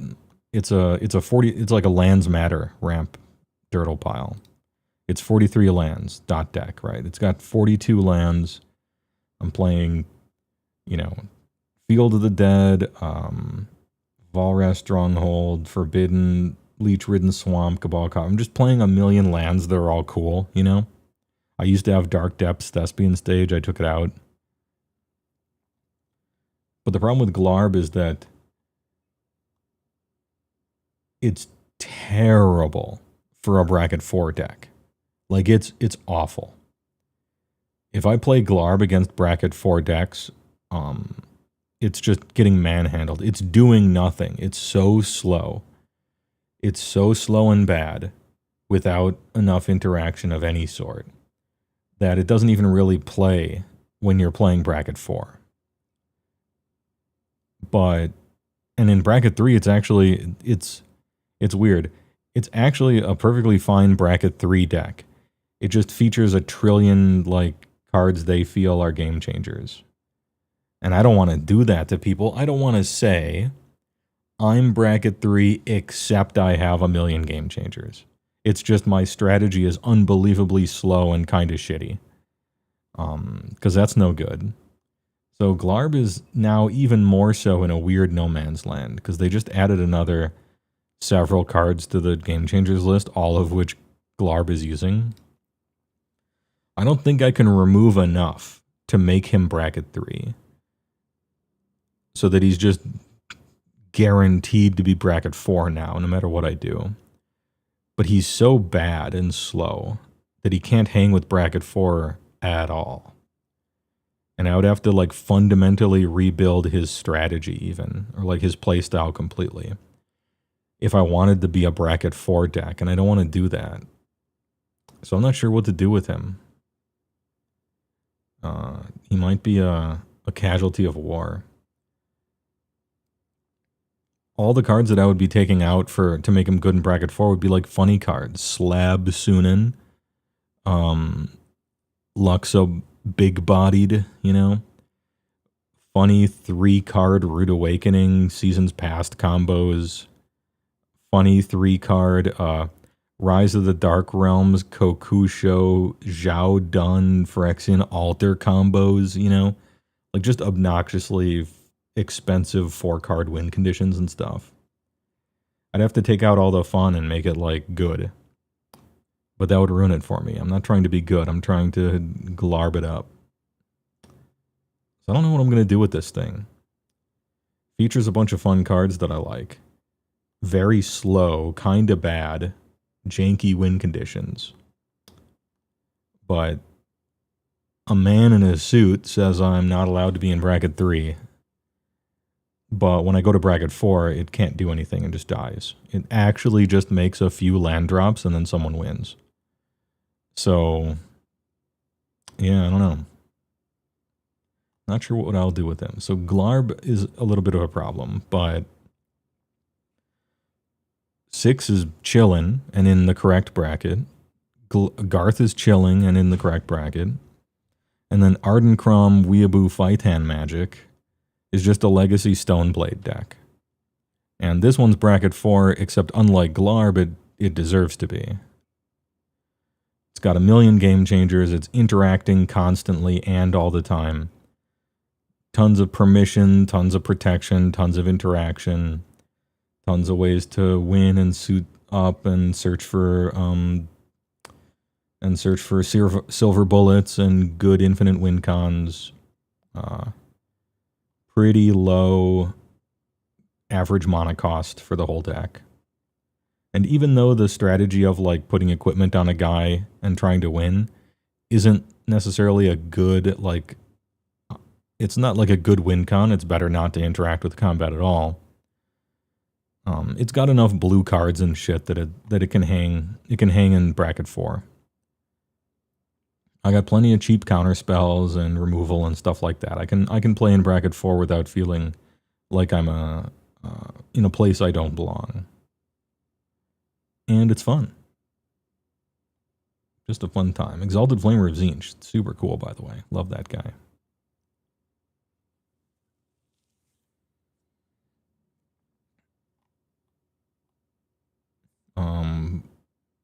Funny Book of 5 Rings, man.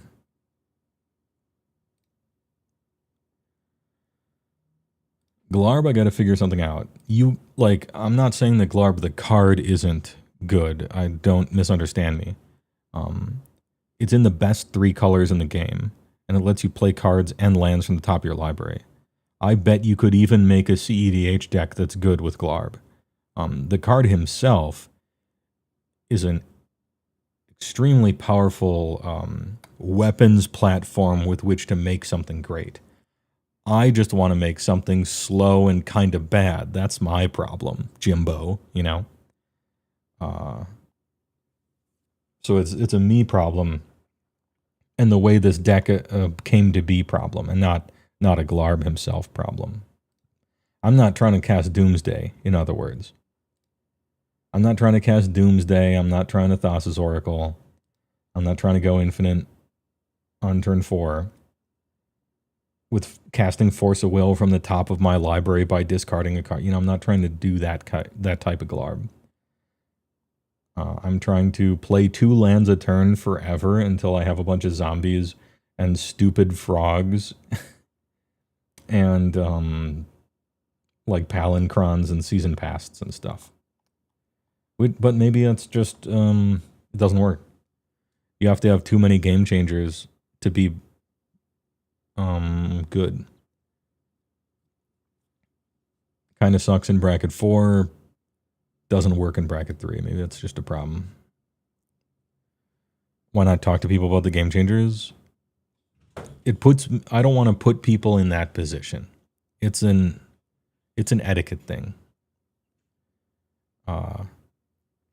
I don't want to have special pleading. Because think about the outcomes, first of all. I don't want to like ask people to make special rules just for me, first of all. And second of all, Unless it's like obviously fine, like Chaos Orb, right? That's fine. But let's say I'm like, look, the deck sucks. It's fine to be in bracket 3, even though it's a game changers everywhere. What happens if I win that game? Just randomly, right? Let's just say I randomly happen to win that game by a lot. And it's not because my deck is good, it's just I got a little lucky, everyone else got unlucky. Well, now I'm the guy who said that my shit wasn't great and then dominated everyone. And whatever the real fact of the matters for the cause of that were, it remains that I'm like, it's fine, and then I won. Super. Like I blew everyone up. Now I'm that guy. Right? Even if it was everyone else just got unlucky and I got lucky, even if that was the case. I don't want to do that. You know? That's a bad position to be in.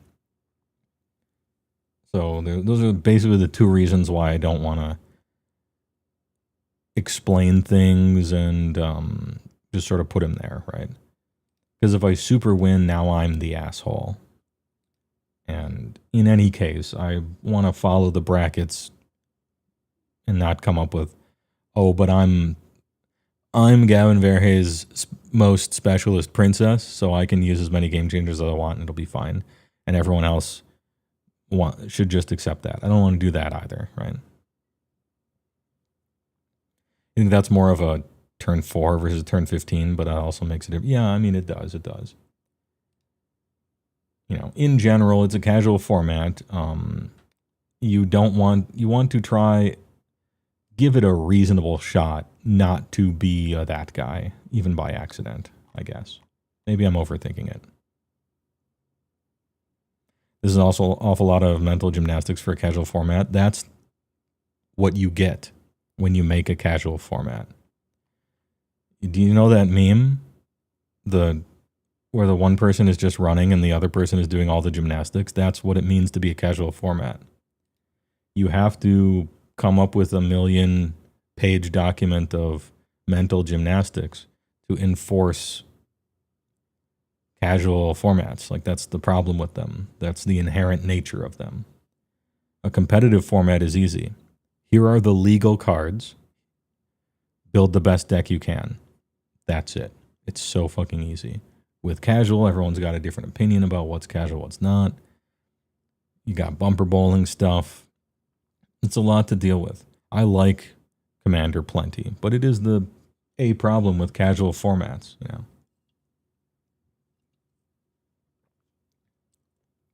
You got to punch down a lot. So you don't play Commander because you go monitoring you and kill the table on turn 3 and have a cigarette and a taco. Well, for me, it was a Marbread and a sub sandwich. Some of that Gardner on it, but same thing. I like winning on turn 3 just fine, which is what I did when I played Legacy. I just have an old man format in this Commander stuff, and I'll do that. The thing that I can't like get in between is the CEDH stuff. I really liked Vintage, and I liked Legacy, and I liked Modern, and I liked all of my competitive grinding stuff. And I really like Commander. But halfwaysies between each of them is something I just can't enjoy for whatever reason. It's like, what if you were playing Legacy and Vintage decks, but 65% of the entire game was social engineering and essentially like outside the game quasi bribery stuff. Like, no. I don't like, I hate all of that. And king making discussions. Well, I'm not going to do this, but if you do that, then hey, we all draw. But maybe if you let me do this way, then this guy can do that. And I'm just like, I actually prefer it when both players were wearing hoodies with ear pods and didn't say a single word to each other and just nodded every time their card got countered. I actually prefer that. Just let that be the game. And you're putting money behind this stuff. Nuts. Anyway, maybe that's my problem though. Hey, all right. Thanks for listening. These are great What a great update. Exceeded my expectations by about 1 million. I may have sounded complainy or something during this, but I didn't mean for it to come off that way. This is so much better than I was hoping it wouldn't be. Yeah, I got complaints and bitching and everything about that, and I don't know what I'm going to do to my Glarb deck. But damn, this could have been so much worse. And it was great. I wanted more this, less that, but really great update. Really spelled everything out, said what they were thinking. Super good update. Exceeded my expectations. Certainly been asked, but is there a possibility of future Oblivion streams? Yes. And I want to finish Stories from Soul. And I'll play more Path to Exile, because I fucking love that game. PoE 2. Everyone else hates PoE 2 right now because they dared to make the campaign slightly challenging sometimes before you go infinite and blast. And PoE 1 players hate it when you're slower than light speed. And casuals hate it when they ever die even one time in a game where you respawn. But I'm really enjoying myself. Slight trolling aside, PoE 2 has been super good so far.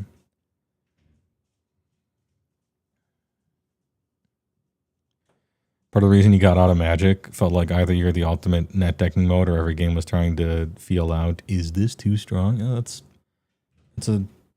It's easier to do than I'm making it seem.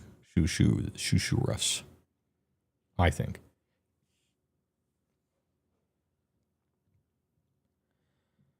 You chance orbed and you did it. I just clicked through a quarter page of stellar amulets. Someday the Astromantis will be mine, but congratulations on yours. You're in the money. Most fun you had in years, yeah.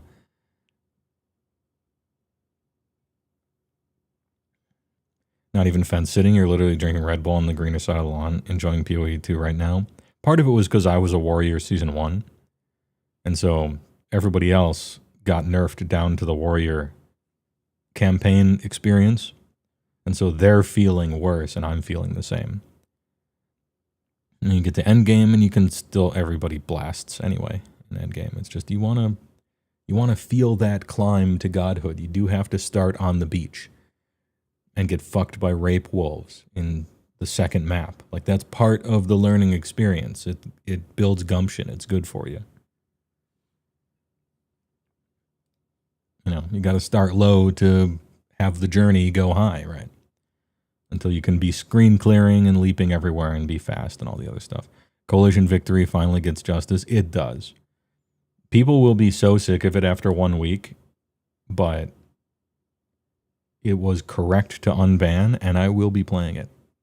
And when I lose to it, I'll be like, yep, you got me. You got to win somehow. Let's shuffle up for the next game. That was a Penny Arcade Dick Wolf reference, yes. I am that old. Got him. Anyway, thanks for watching. Thanks for the subs and the bits and the primes for this early morning / early afternoon Euro trash stream. I'm going to go offline before the burger bullets show up, right? Better than carbon dating, yeah. TYVM, I'm going to get some big lunch and work on some stuff. I might stream later this week at a random time as well. Oblivion, maybe. PoE 2, maybe. Stories from Soul, maybe. Age of Sigmar, if there's ever any fucking news. We'll play it by ear. Thanks for watching. See you maybe later this week.